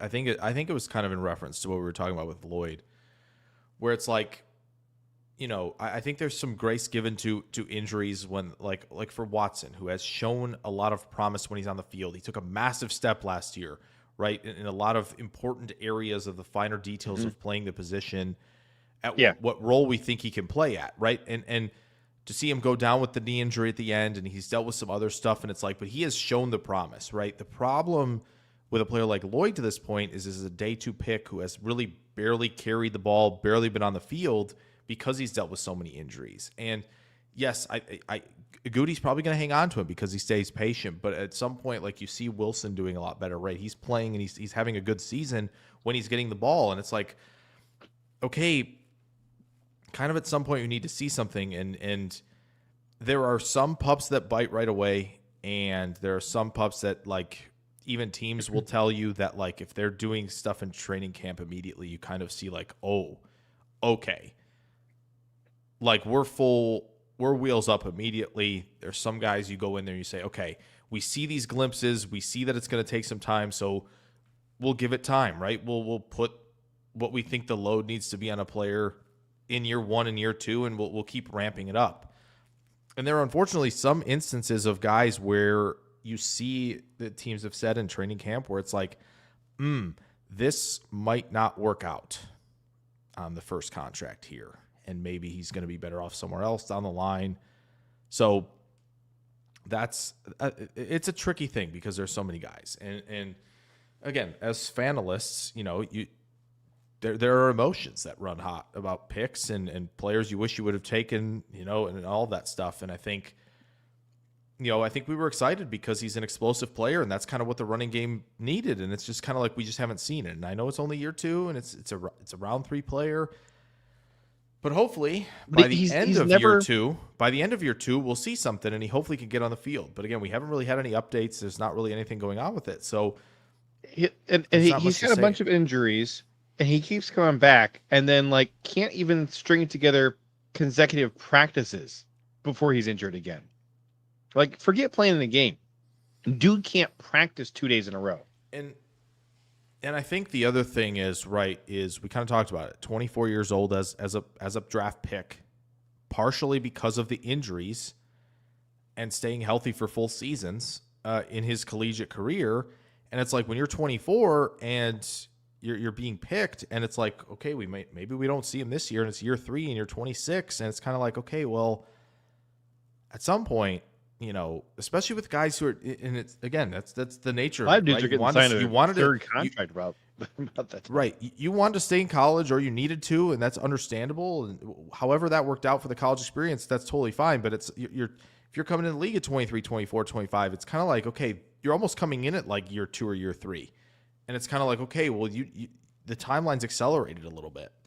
And so that's, again, every situation is different, right? I think you look at, a really good example. Some of these young QBs, right? With Jayden at 23 coming out of college, it was kind of like, okay, like we would like to see this more immediately, right? And they got it. They got it immediately.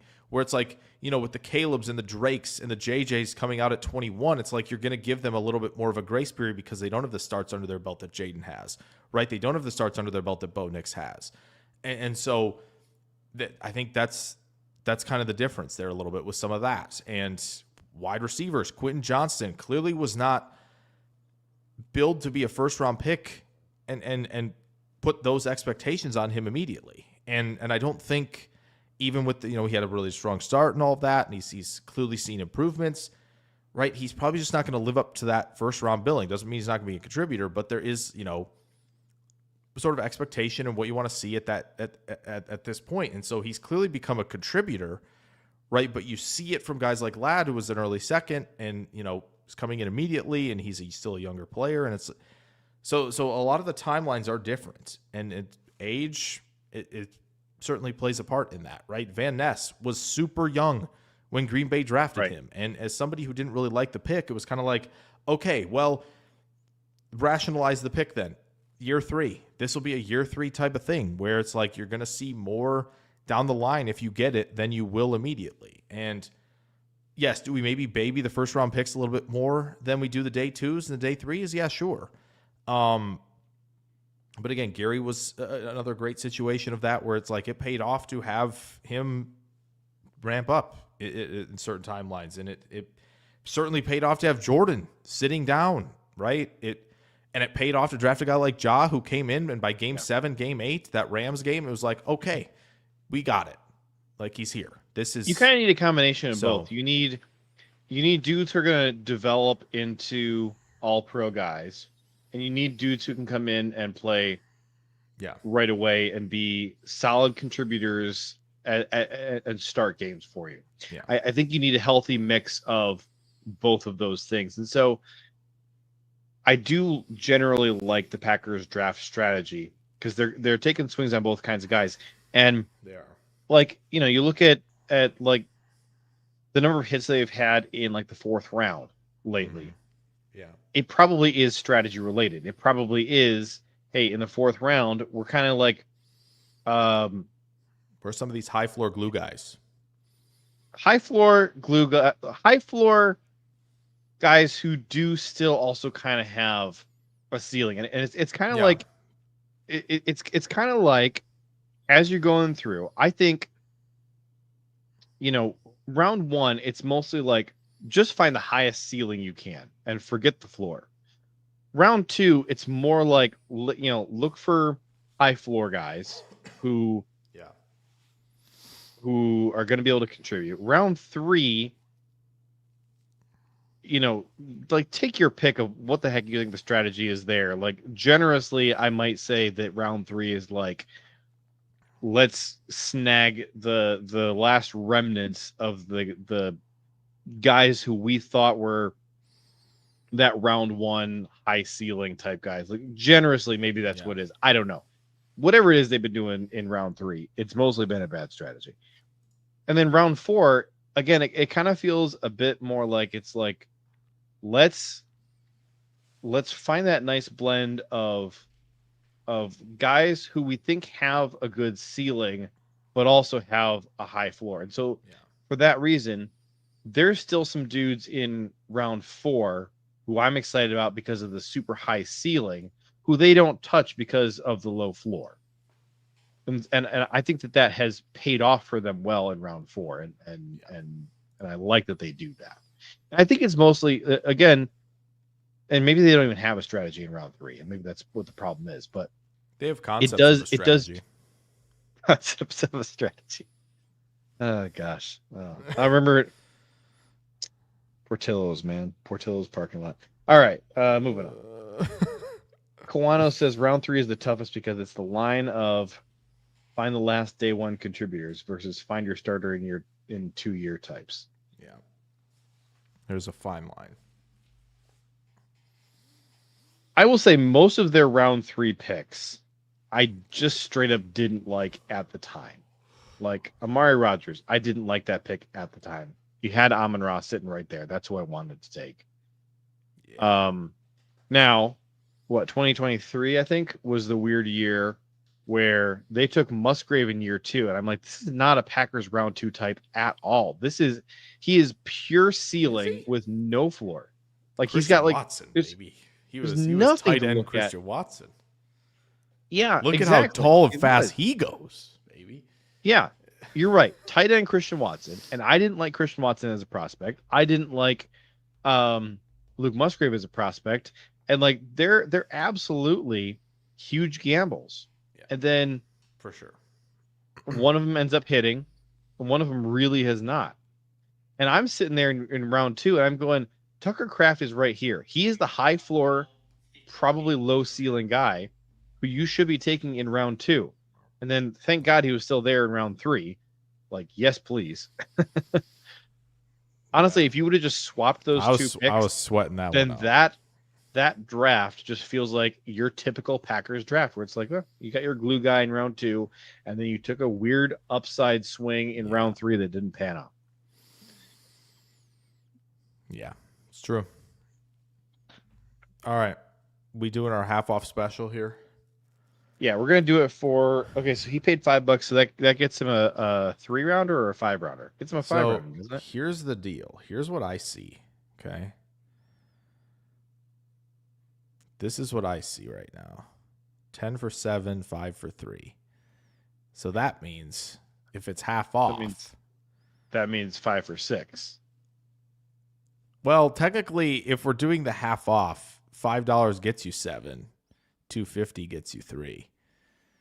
Well, and also it's only going to be 6 rounds anyways because we don't have any first round. It is truly a 6-rounder, unfortunately. That is true. So we're going to give him the full 2 through 7 rounds, unless I just want to trade for the first round pick. Who can we trade for a first round pick? Sheed. Let's trade Sheed. Can't get a first round pick from him anymore. We could have preseason. Maybe not first round. We could have probably got a second round. Cleveland would do it. What will Cleveland give us? They have a second rounder, you think? Would do it. Cleveland's got 4, 18, 36, 68. I love, by the way, you didn't even have to type this banner that's going across the bottom. Oh, I know, it's there. That just already existed. Yep, it did exist already. It already existed. We could just turn that on anytime we want. Yeah, I'm glad that we've saved all these banners. It just there's so many of them in here. There's 5 different tickers, which is great. Oh no, there's a 6th one down here that's very funny that we often forget about. No, hey, we can't. That's a different segment. We haven't done that yet. We haven't done that. No, that's a segment for next week. Jumped. I was trying to press this one. Oh, you were trying to do that one. Yeah. I'm not sure what happened. I make it do the other one, but this is what I was trying. I moved it. I was moving it. I had a hold of it and wait a pushed minute it up by the other tickers. Wait a minute, Jake. Yeah, I know what segment this is. Okay, what's that? the question? What are we trying to do? We're trying to find who we can trade for a first round pick. No. Is it Wicks presented by Redacted Energy? Is it Wicks? The answer this week, unfortunately, again, is no. It is not Wicks. No. I think that's going to be the answer almost every week. When we ask the job. question, is it Great Wicks? job. It's almost always going to be. That hurts to hear, though. Chris said Cleveland would give us a first rounder for Willis. They might. Actually, Cincy might. Cincy Chris says that's a good deal at Menards. Speaking of Chris, I kept trying to say this earlier. Chris 42 DM'd for me. Sheed. Chris DM'd me, and he was like, something like I was sweating the entire game against Pittsburgh, and like him saying that made me realize that I was not emotionally invested in beating Aaron the way that I would have thought I was, because I do sweat all the way through a game against the Lions or the 49ers because I hate those teams. And like, I don't hate the Steelers at all. And I don't hate Rodgers either. I don't root for him now that he's gone, but I don't hate him. And I think that is, I'm not saying Chris hates Rodgers, but it made me realize, because I would have just told you if you would have just asked me, like, are you invested in beating Aaron? I've been like, oh, heck yeah. Like we got to win this game. Sure. And then I realized, like, I was annoyed watching that second quarter, and I was mad at the Packers, but I wasn't stressed the way I am stressed for all 60 minutes. If we're playing the Niners or the Lions, I am stressed for 60 minutes because I hate those teams. Yeah. No, that's Juan says it does kind of feel like they thought Laporta would slip, and they panicked when Laporta and maybe Mayer went right before their pick. So just take Tucker Kraft. He's the dude. Yeah, take tight end 3 in the draft, Bowdlerized. which is he's actually better than tight end 2 from that class. So yeah, it does. Yeah, it was a weird second round where it was like, oh no, not him. He's gone. No, he's gone. No, they're just guys were like, it felt very much like how the second round should be. A lot where it's like, oh yeah, this guy slipped into the second, like he's probably going to be picked for sure. Early. And it was like, oh yeah, he is. Very much unlike Will Johnson, which was weird. So I've got it. We are here. If you say so. Hey, there it is. It's in Wicks. Is it Wicks? Okay. Are we just going? We trying to trade sheet? Is that something we're doing? We trying to do that? Yeah, try and trade him because I want Jordan Morgan to be our starting left tackle. Oof. Who else needs a Cleveland, left tackle besides Cleveland Cincy? definitely does. Yeah. Oh, the Chargers need a left tackle. Not next April. Dang, bro, nobody wants. No. This is we trade them today, so that we have their pick in April. Oh, I see. Nobody wants him. That's because he has played somewhat poorly this season. Rip. Kawano says it would have been a little rich for my blood, but man, if the Musgrave pick was Kraft and the Kraft pick was Darnell Washington, LaFleur would be in heavy formation heaven. Yeah, I mean, obviously the dream would have been to get Laporta and Kraft both on the same team. Also, you know, I've said a bunch of times that in that Lukas Van Ness draft class, even 104 was a 1. My head said Lukas Van Ness and my heart said JSN. And JSN right now JSN is absolutely worth hooking, bro.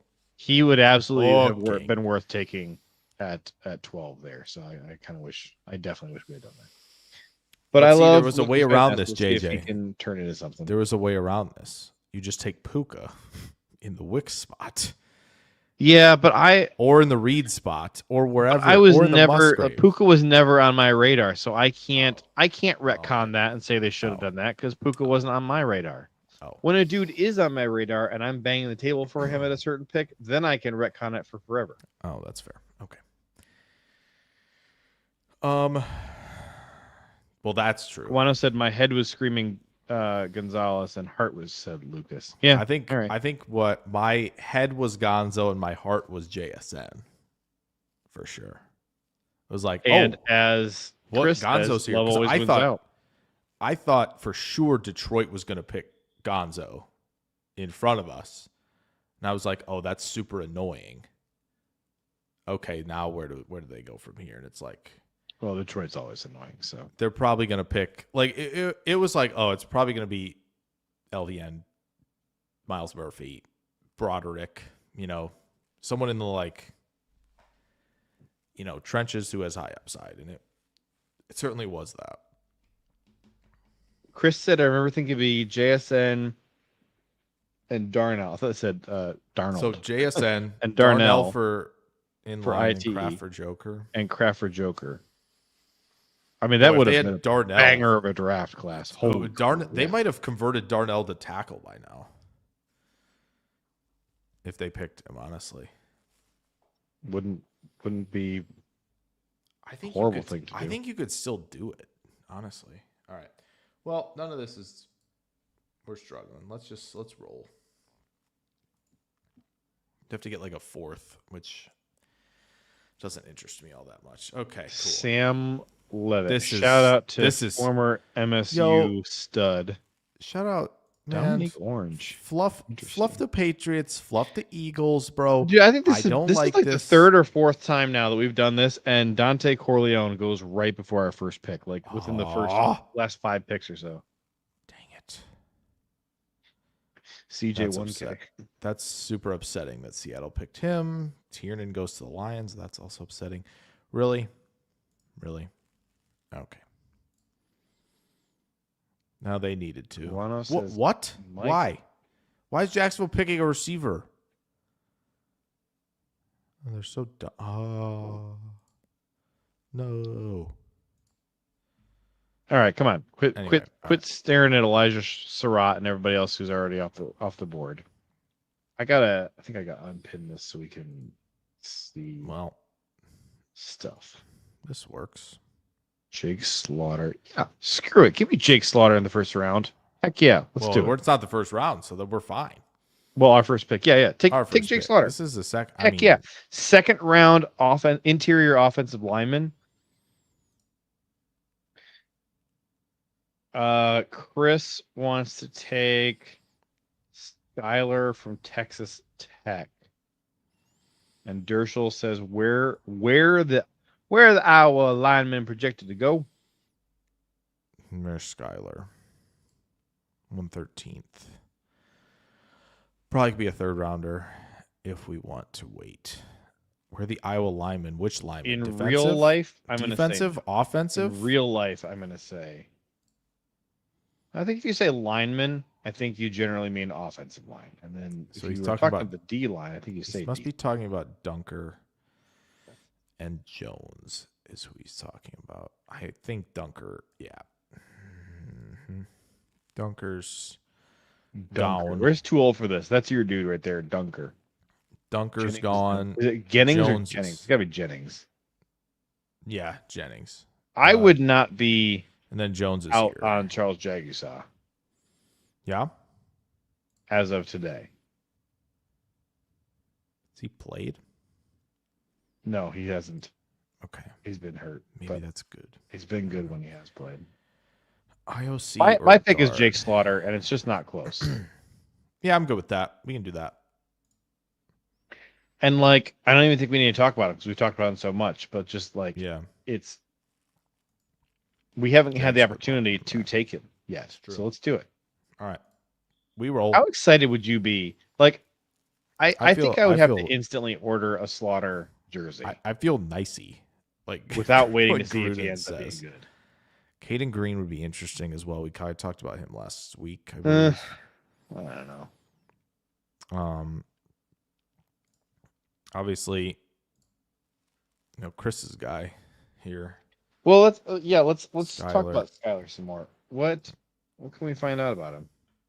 Well, again, a little smaller type of player, right? Not really. Height doesn't really bother me. It's more of like, can he play at 300 type of thing. So yeah, we talked about him last week because this is the guy. We did. He was at Northern Illinois, transferred to Texas Tech, and then he got hurt like 2 weeks ago. I think now at this point, 10 days ago, something like that, and he's done for the year. So maybe there will be a question about his health for this upcoming draft. Also, the way Texas Tech has been spending lately, if he has any eligibility left, it's very conceivable he comes back for another year. Because if you have injury concerns and Tech is offering you big old sack of cash to come back to school for one more year, and you think, hey, if I can come back and stay healthy, I can improve my draft stock a lot because I'm a really good player. Yeah. On the other hand, look at those grades: 73, 83, and 88. I mean, I will say, who's not gonna take him? I mean, I will say, now, I will say his 3 games against Power 4, traditional non-Houston Power 4 teams were his worst games. Right. That's. Can you pull him up from the previous year? Can we see what he did at NIU last year? I mean, I can. Here, hold on. I can go. I want to see who he played last year. I'll find him. I bet if he has any, he's a redshirt senior. He's a redshirt senior. I bet you he goes back to school for one more year. I don't know what his age is. He's 6'5", 285. He's a speedy dude for being that big.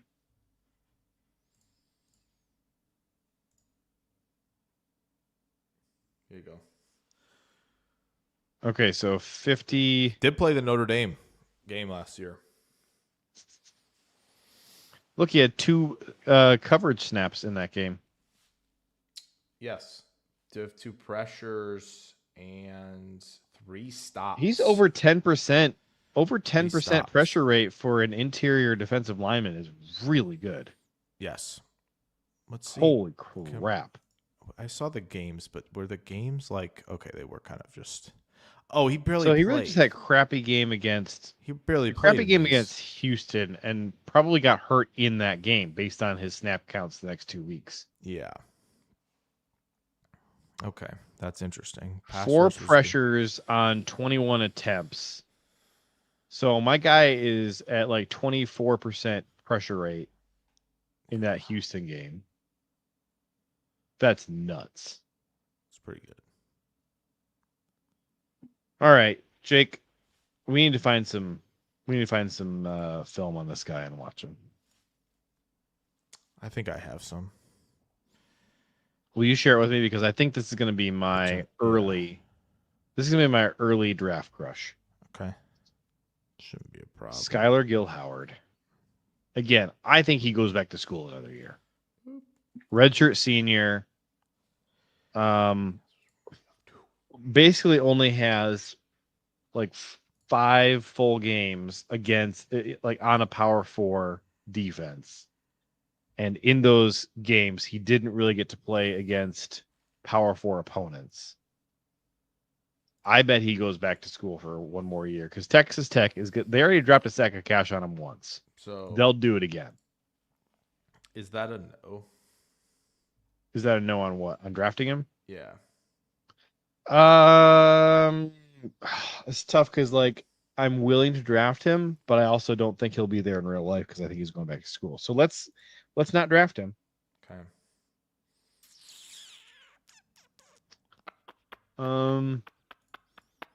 How's Malik Muhammad doing this year? Oh my gosh, we could double down. We need a guard bad. Could actually just double down right here. I know he's missed the year, but like we could just double down. So Jagusaw.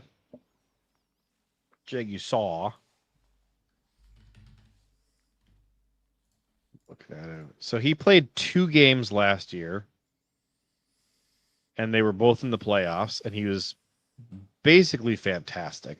And I do remember that because he got hurt in the. And he played right guard and left tackle. Dude, he played 2 games in 23 and played 2 games in 24, and has not played in 25. That's rough. We can't draft a guy off of 4 career games. Also, not with that attitude. For what it's worth, which is not much. PFF says his draft eligible year is 2028. That can't be right. I think they usually play one past. Yeah. Wait, yeah. What's this Cal? How do you say the Cal guy's name? Where's he from? I don't know. Spasojevic? It's like a hyphenated Polish Polynesian name. Yeah. Pol Poly. I mean, and he went to Cal. He's a Cal Poly. Like JKS. He's a Cal Pol Poly. So it's like their quarterback. Well, their backup quarterback is Devin Brown. Bet you didn't know that.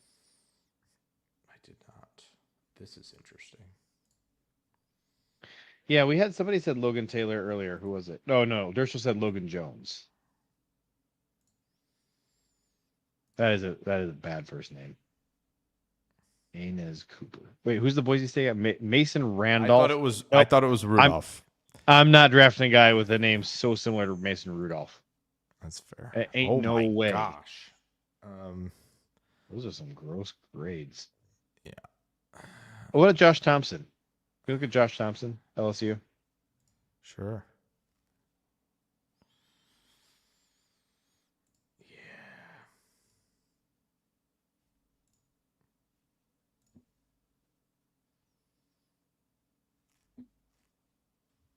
Tackle experience to guard, JJ. Not bad. Yeah, I don't care so much about that. I mean, I know the Packers do, but like they're the ones who love moving guys around. I like getting guys who are really good at their jobs. Jayden Roberts, Bama. That's a whole lot of mid. For redshirt senior at 22 years old. Nice. We keep drafting Lulu, and you're not going to stop me from drafting him some more. I mean, Josh Bond. Ooh, wait, Pregnon. I don't know Pregnon. Redshirt senior. Cook. So-called, according to PFF. By the way, this is officially Draco. Oh my gosh. Oh, there we go. Yes. Draco in the building. So was it Wicks? No, it was not. No, we're gonna take Can who get to Pregnon. Yeah, I'm in on Pregnon. Is that who we're taking? Not here. We're gonna play the fun game that we can play, where you can pick him a lot later. Corner DT. Ooh, Jermaine Matthews. Wait a minute, Jermaine Matthews. Oh.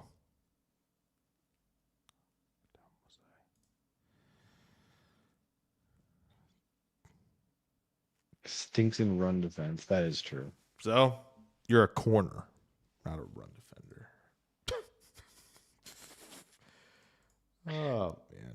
Well, right now we have one corner on the roster. So Quano says just take Barryn.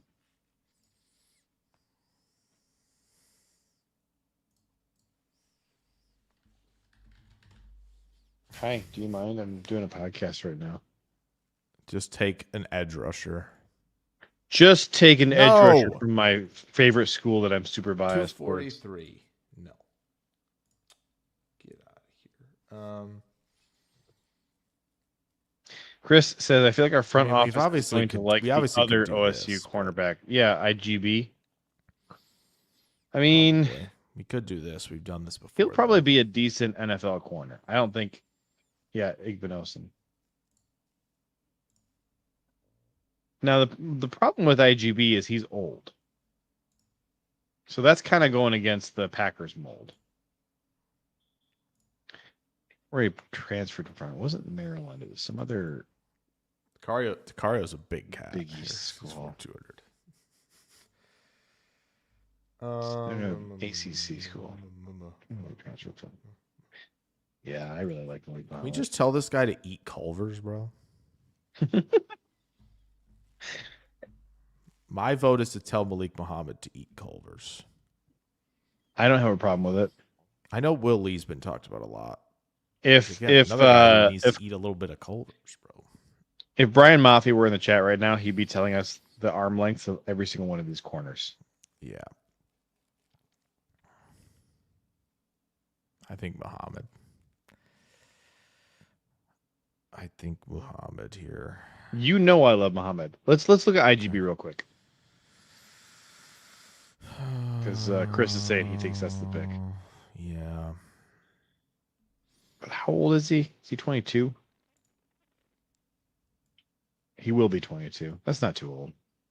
No. I mean, he's probably going to be good in the NFL. Yeah. He's like physically, he's a monster. How old is Catalan at this point at safety? How old Can is you just he? search him? Just click off CB and just search He's Catalan. super old. I know who he's talking about from Toledo. Gosh, this guy's got to be like 30. Yeah. Oh my gosh. 24.6. He'll be 25 years 25 old. when he's picked. From Mizzou. 5'10", 200 pounds, 25 years old. God, he's played at Arkansas. He's a grad transfer. Arkansas, Texas, then another school that's smaller, and then Missouri, I think, is it. Hold on. Chris, you're gonna have to sell me on this. I don't know what you're Oh man, seeing with him. I feel so bad. Shout out. Oops. I thought I clicked to share instead. I guess I did not. Yeah. Arkansas, Texas, UNLV, Missouri. Jeez Louise, bro. I'm a little more interested in Andre Fuller for Toledo. I think I'm completely out on Catalan. I know who.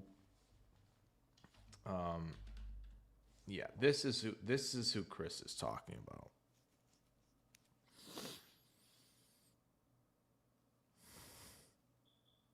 Oh, this guy? Yes, he's talking about the Toledo guy, Emmanuel McNeil Warren. This is who he's talking about. I thought he meant Andre Fuller, who's also draft eligible. Maybe, and but a pretty good cornerback.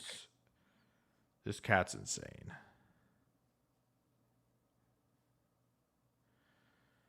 Do we need a safety? Maybe not. Do I care? Maybe. Can we play him at corner? I do like Andre Fuller, though. Andre Fuller played 2 years at Arkansas Pine Bluff and then 3 years at Toledo. I think he's only 22. 6'2", 202 pounds. That's super annoying. Not here. This year, he has an 83 coverage grade. We gonna do Muhammad here? Yeah, we're doing Muhammad here in the third round. All right, let's do that, and we can keep going with the combo and who else we like. Remember Joe Royer, blast from the past? Brian Parker from Duke. Hello. Check out that Tar Heels game.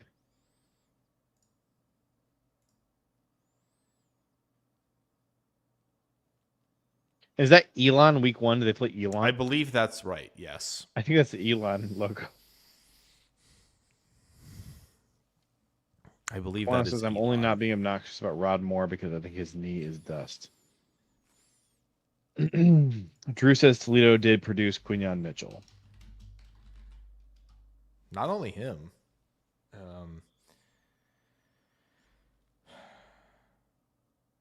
A lot of people have talked about Parker kicking inside.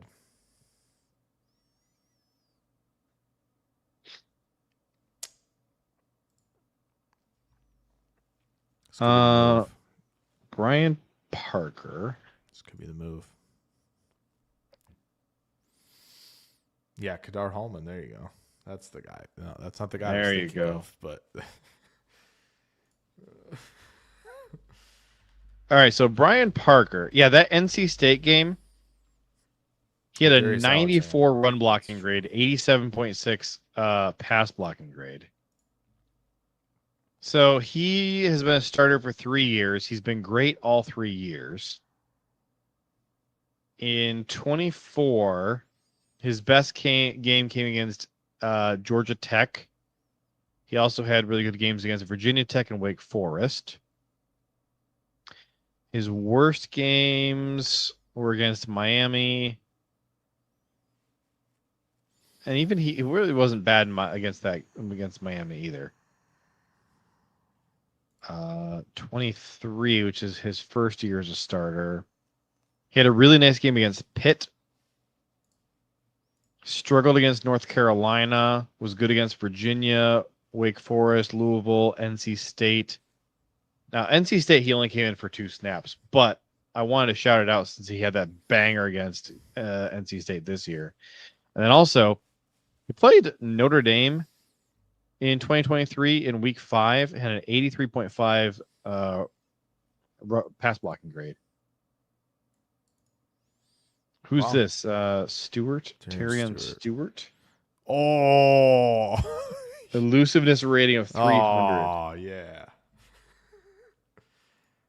An option here. I'm in on drafting Brian Parker. By the way, he's 6'5", 305. I really wouldn't probably want to play him at guard, but maybe this is an option for us at tackle. Again, this is maybe a later pick. Put them later pick.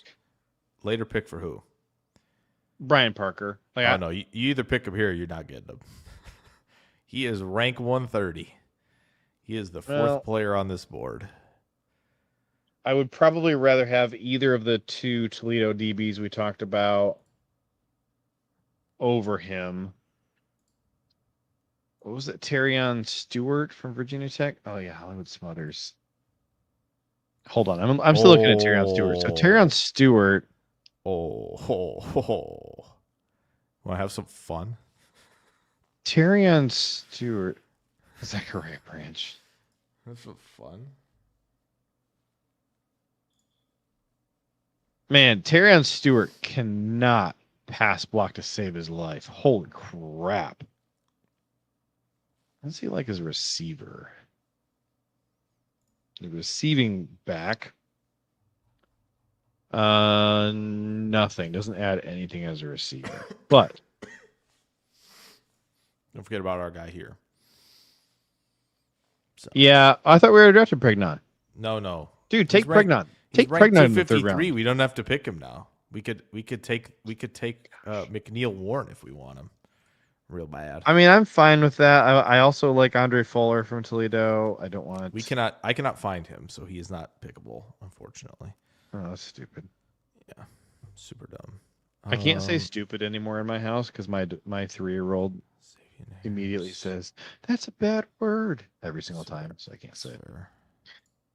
Terrion Stewart. My problem with him is he's been dynamite against MAC teams.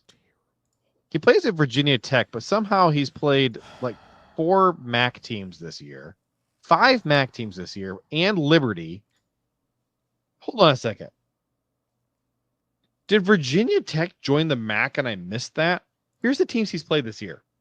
Ohio, Eastern Illinois, Akron, Miami of Ohio, Buffalo, Liberty, and Ball State. So he was either Virginia Tech last year or you're looking at 24 and he's at Virginia Tech this year? Yeah, I'm looking at 23. But those are the teams he played in 23. Yeah, so he probably transferred up. Oh, yeah, he was at Bowling Green for 4 years. Okay. There we go. All right. Oh, I remember that. So he played Michigan in 2023. I remember that game, actually. He didn't play much in that game. I'm not saying I remember him, but I remember watching Bowling Green play Michigan in 2023. So 2025 at Virginia Tech, where he actually plays. Yeah, he had a good game against NC State. Man, who were we just looking at a minute ago who had a crazy good game against NC State? Because that was for a different team. It wasn't a Virginia Tech guy, was it? Who was that? It was an offensive lineman. Right here. Was it Brian Parker? Yeah, Brian Parker. So we had Duke and Virginia Tech each have a guy who had one crazy outlier game against NC State this year. Now, granted, the Tar Heels stink this year. I mean, he does have 3 other games with 78 plus that are not against Elon. Tulane's good. Terrion Stewart. I don't know, man. So he's got. Duke has played some other teams other than the School of Musk. Terrion Stewart here at Virginia Tech. He's played 6 games so far this season. He has a 6.8 for yards per attempt, but the bulk of those are coming in that NC State game where he had 174 yards on 15 attempts. So 11.6 yards per attempt in that game. The rest of the year, he's had 3.3, 3.4, 4.0, and then 6.9 twice. He has 0 touchdowns. He's had 55 carries, 5.71 yards per attempt after contact. But again, bulk of that coming in the NC State game where he had 10.2 yards after contact per attempt. 31 missed tackles forced. Again, 10 of those 31 came against NC State. I think you have to factor out NC State a little bit when you're trying to assess what this dude has done. He had a 680 elusiveness rating against NC State, and the rest of the year, it's been like about 120. I beg. I don't know about Terrion Stewart. May we do this? Oscar Delp. I'm in on Oscar Delp. May we? Unless we want to take like running back. I'd rather address offensive line or corner some more. I think we defensive tackle. I'm good with look at defensive. I got our D tackle. Who's our D tackle? We're gonna pick him. Lee Hunter. We're gonna pick Lee Hunter. Yeah, we don't have to do it now. We're gonna pick him though. If we were gonna take a corner, because we do need more corners, who would we take? A second. I mean, we could take Igbenogson. So let's. I'm gonna pull up Lee Hunter. Don't cost nothing. Lee Hunter. Don't cost. I'm gonna check out Lee Hunter real quick here, but let's just say it's probably 50. Since you're not gonna take any of the offensive linemen I like in round 3 here. Check this. Yeah. This is Lee. There's Lee. Yeah, that Oregon State game does stand out. He Still solid across the board. he doesn't have any bad games. The only bad mark he's got this season is that 2 weeks ago against Arizona State, he had a poor tackling grade. He had 2 missed tackles in that game. Listen, but he did have 3 pressures and a sack. Listen, he player 366 on here. I'll take that. He's got. Now, why are you going to reach for Lee Hunter in the 3rd round, but you won't take my guy Pregnon in? First off, we're in the 4th. I didn't say I'm picking Lee Hunter here. I said I'm picking him later because he's ranked 366. Okay. So we can pick him later. I have no problem taking Pregnon here, but we can also get him in the next. So Lee Hunter spent 3 years at UCF. This is his first year at Texas Tech. Again, they dropped a big old bag of cash on a bunch of defensive linemen this year. Part of why they're so good. Like they went out and got a bunch of guys. Those guys have all ended up being good. Like they just knocked it out of the park in college free agency this year. I will say, as a pass rusher, he leaves a little bit to be desired compared to that other dude we were looking at. That's fair. Well, the other dude's going to Tech. Be a much higher pick, so that's fair. And the other dude's going back to school, I think. Or that too. Either way. Lee Hunter is not going back to school. Lee Hunter is going to be in the draft. Probs. I mean, I'm not going to complain about it. He's certainly fine. 6'4", 330. Probably largely playing 3 tech for us. At 3, is he 330? Well, PFF thinks he's 330. Sheesh. That pass rush win rate at 330 is he's primarily a run stopper. He's doesn't add much as a pass rusher. I mean, I'll take he's 10% fine. Win rate at 330. All it's day. not 10%. It's sub 10%. It's like 8%. So they're just doing poor math here then? Yeah, he's got 15 pressures on 182 pass rush attempts. That's not 10%. That is not 10. I don't know how they're getting that. He has a 14% missed tackle rate this year, but all of those have come in the last 2 games against Arizona State and Oklahoma State. Okay. Who are we picking at this spot, though? I guess we're taking IGB because I'd be okay with taking the Duke guy. I'd rather take Pregnon. Well, we're going to take Chris Pregnon. says, I haven't liked this cornerback class. Maybe we got a free agent during the offseason, though. Now we take him. Chris said we need more corners. Says who? Yours truly says who. We have 1 corner named Carrington Valentine. Can we get a 2nd corner on the roster? All right. Pregnon. Yeah, there we go. This is a banger of a draft class, my guy. Oh, we just missed out on Nick Harbor. What? Now, here's something that I would be interested in doing as well. I'm going to be honest. I've watched 0 Duke games this year. I'm not planning on watching any Duke games this year, so I'm not going to know much about Darian Mentha. I'm in. Backup QB, I'm in. If Willis is indeed gone. Super in. Hoover stinks against pressure. Again, I just don't think that. Pavia. Dog. Look at this. This is nuts, by the way.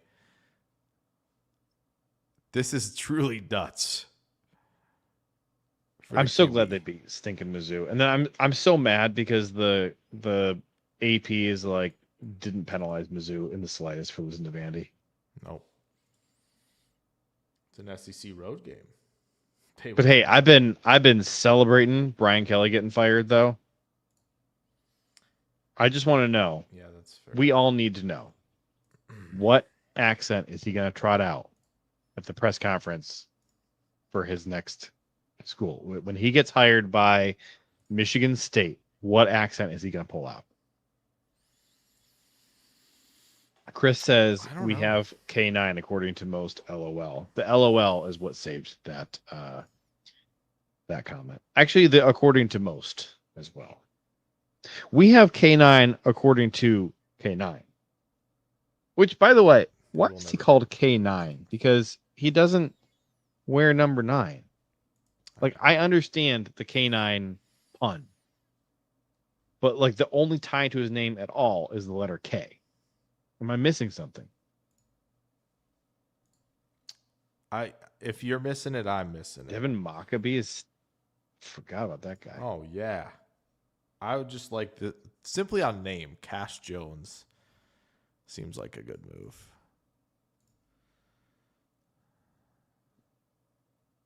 Yes, Trevor Pena, Squirrel. White. Squirrel. Chris said it's because he's just a dog. Well, he should have gone to Georgia then. Skylar Bell. That is Skylar. I will say I am undefeated at predicting whether a person with a specific name is going to be good or not. You can't be named Skylar Bell and then succeed in the NFL. That is not an NFL. Wait. So hold on. Hold on. Jake Slaughter is going to be a stud. Okay. Based on name recognition. So this is a no then. So we're out here. No, the Gil Howard, the hyphenated last name. SGH is good. We're good on that. Yeah, SGH is good. Okay. Skylar Bell. Same initials as Super Bowl. You don't like it? No.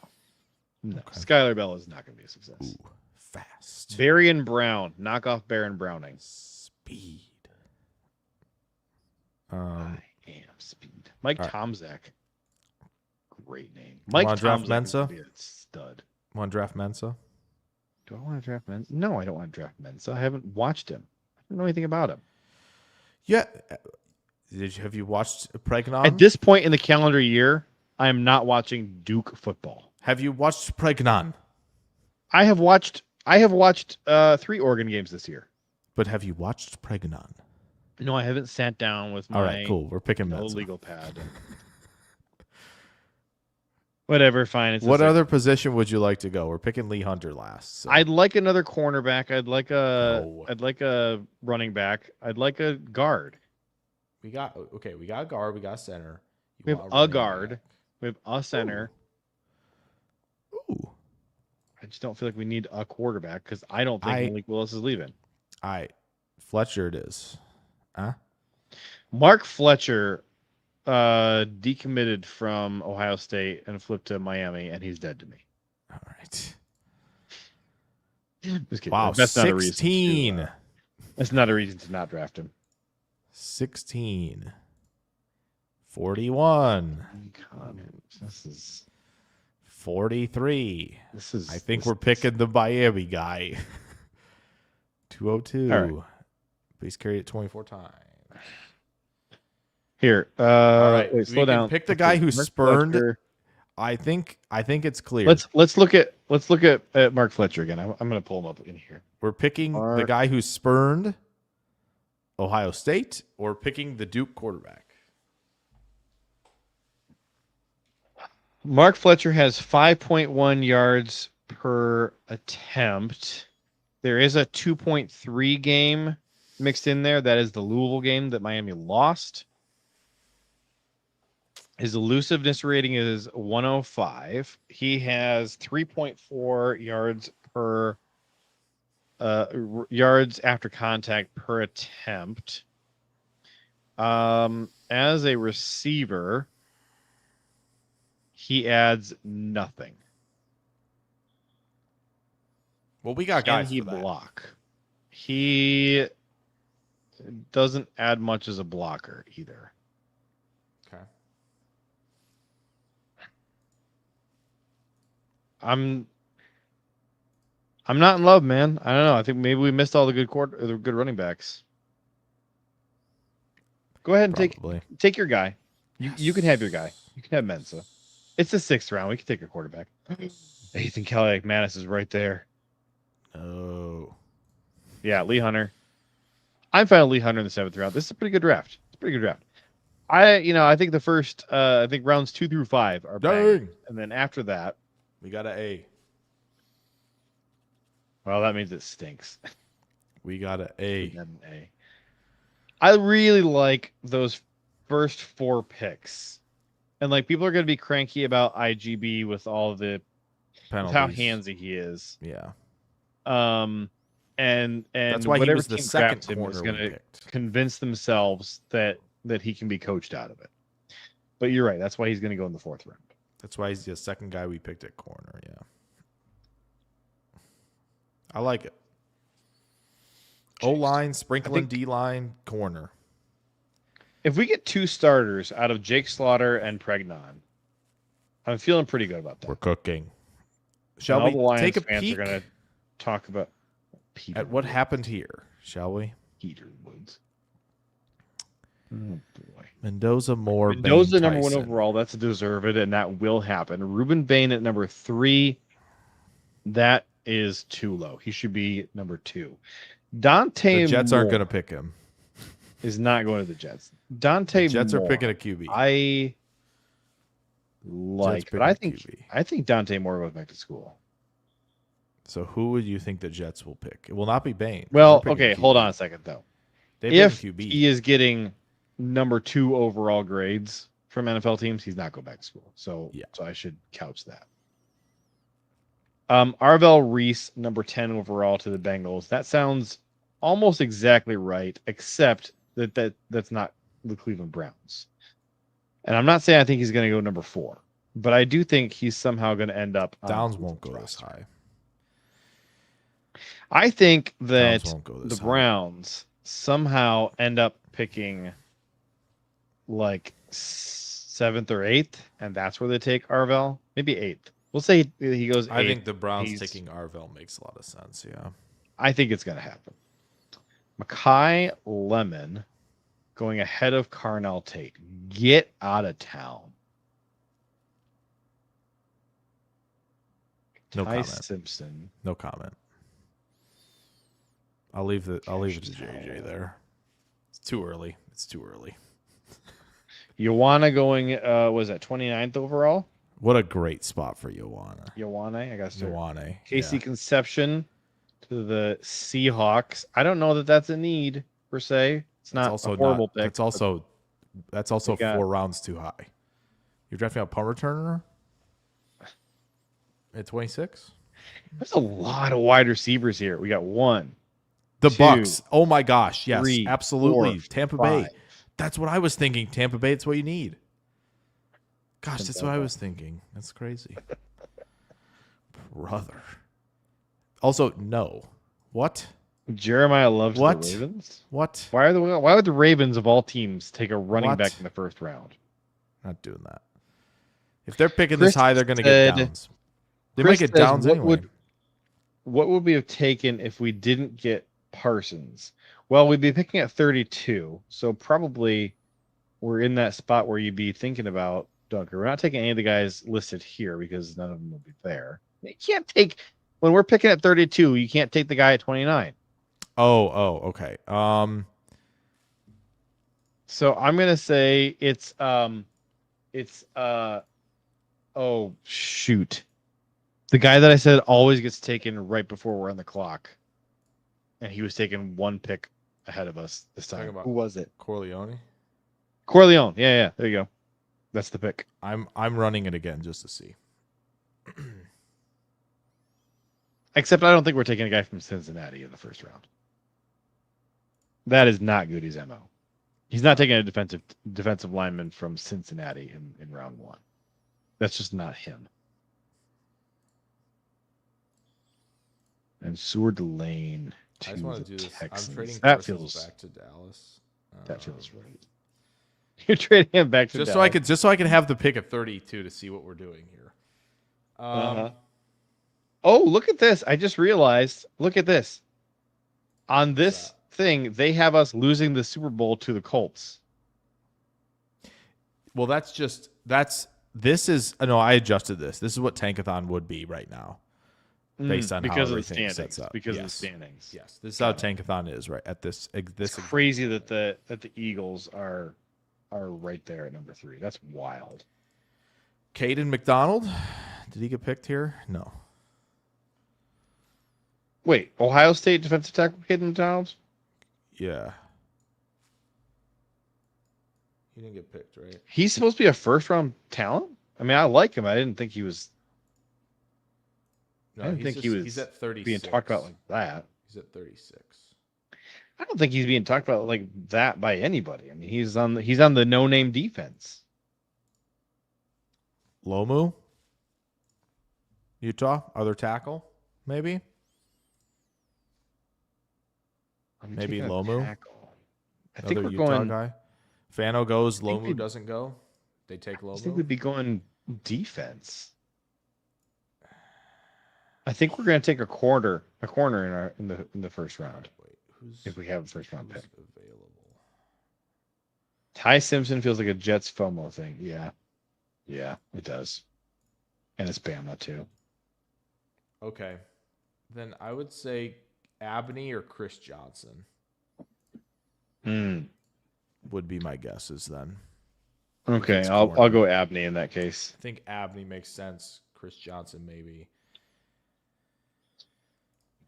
D'Angelo Pons is such a dog, but he's 5'9", 170. Jake, I have bad news. Yeah, what's that? I just got paged. It's time to call it. Well, I was. I'm out of time. But you know who's not out of time? Carrington Valentine. His time is just beginning. It's true.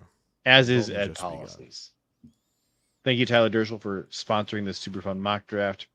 Thank you, if your name's not Tyler Dershel and you're just somebody else, for being here with us, chatting Packers, chatting ball, chatting NFL draft. This is stinking fun. Yes. Next week, Jake, we're going to have to do mocks or half off. We're going to have to do 1st. our top 25 or at least top 12 college football teams, because next Tuesday, before we go live, we're going to have the first committee rankings of the year. Don't miss that. And we're also going to be celebrating this Carolina Panthers win because, look, we're going to... Oh, my gosh. We talk about the Panthers. Yeah. Why talk about the Panthers? 12.5 is the line. I think Carolina backdoors. That's all. You should watch this game if you want to be mad at the Packers for playing down to the competition. That's the only reason to watch this game. Okay? Long and short of it. The Panthers stink, and so the Packers aren't going to get up for it. And so they're going to play kind of a clunker against a crappy opponent, and then they're going to blow the doors off of Philly. Okay? It's just how it's going to be. Yeah. This has been Derailed. This has been brought to you by Redacted and Ed Policy. Thank you so much for tuning in. In the words, late great Mr. Ed Policy, go Pack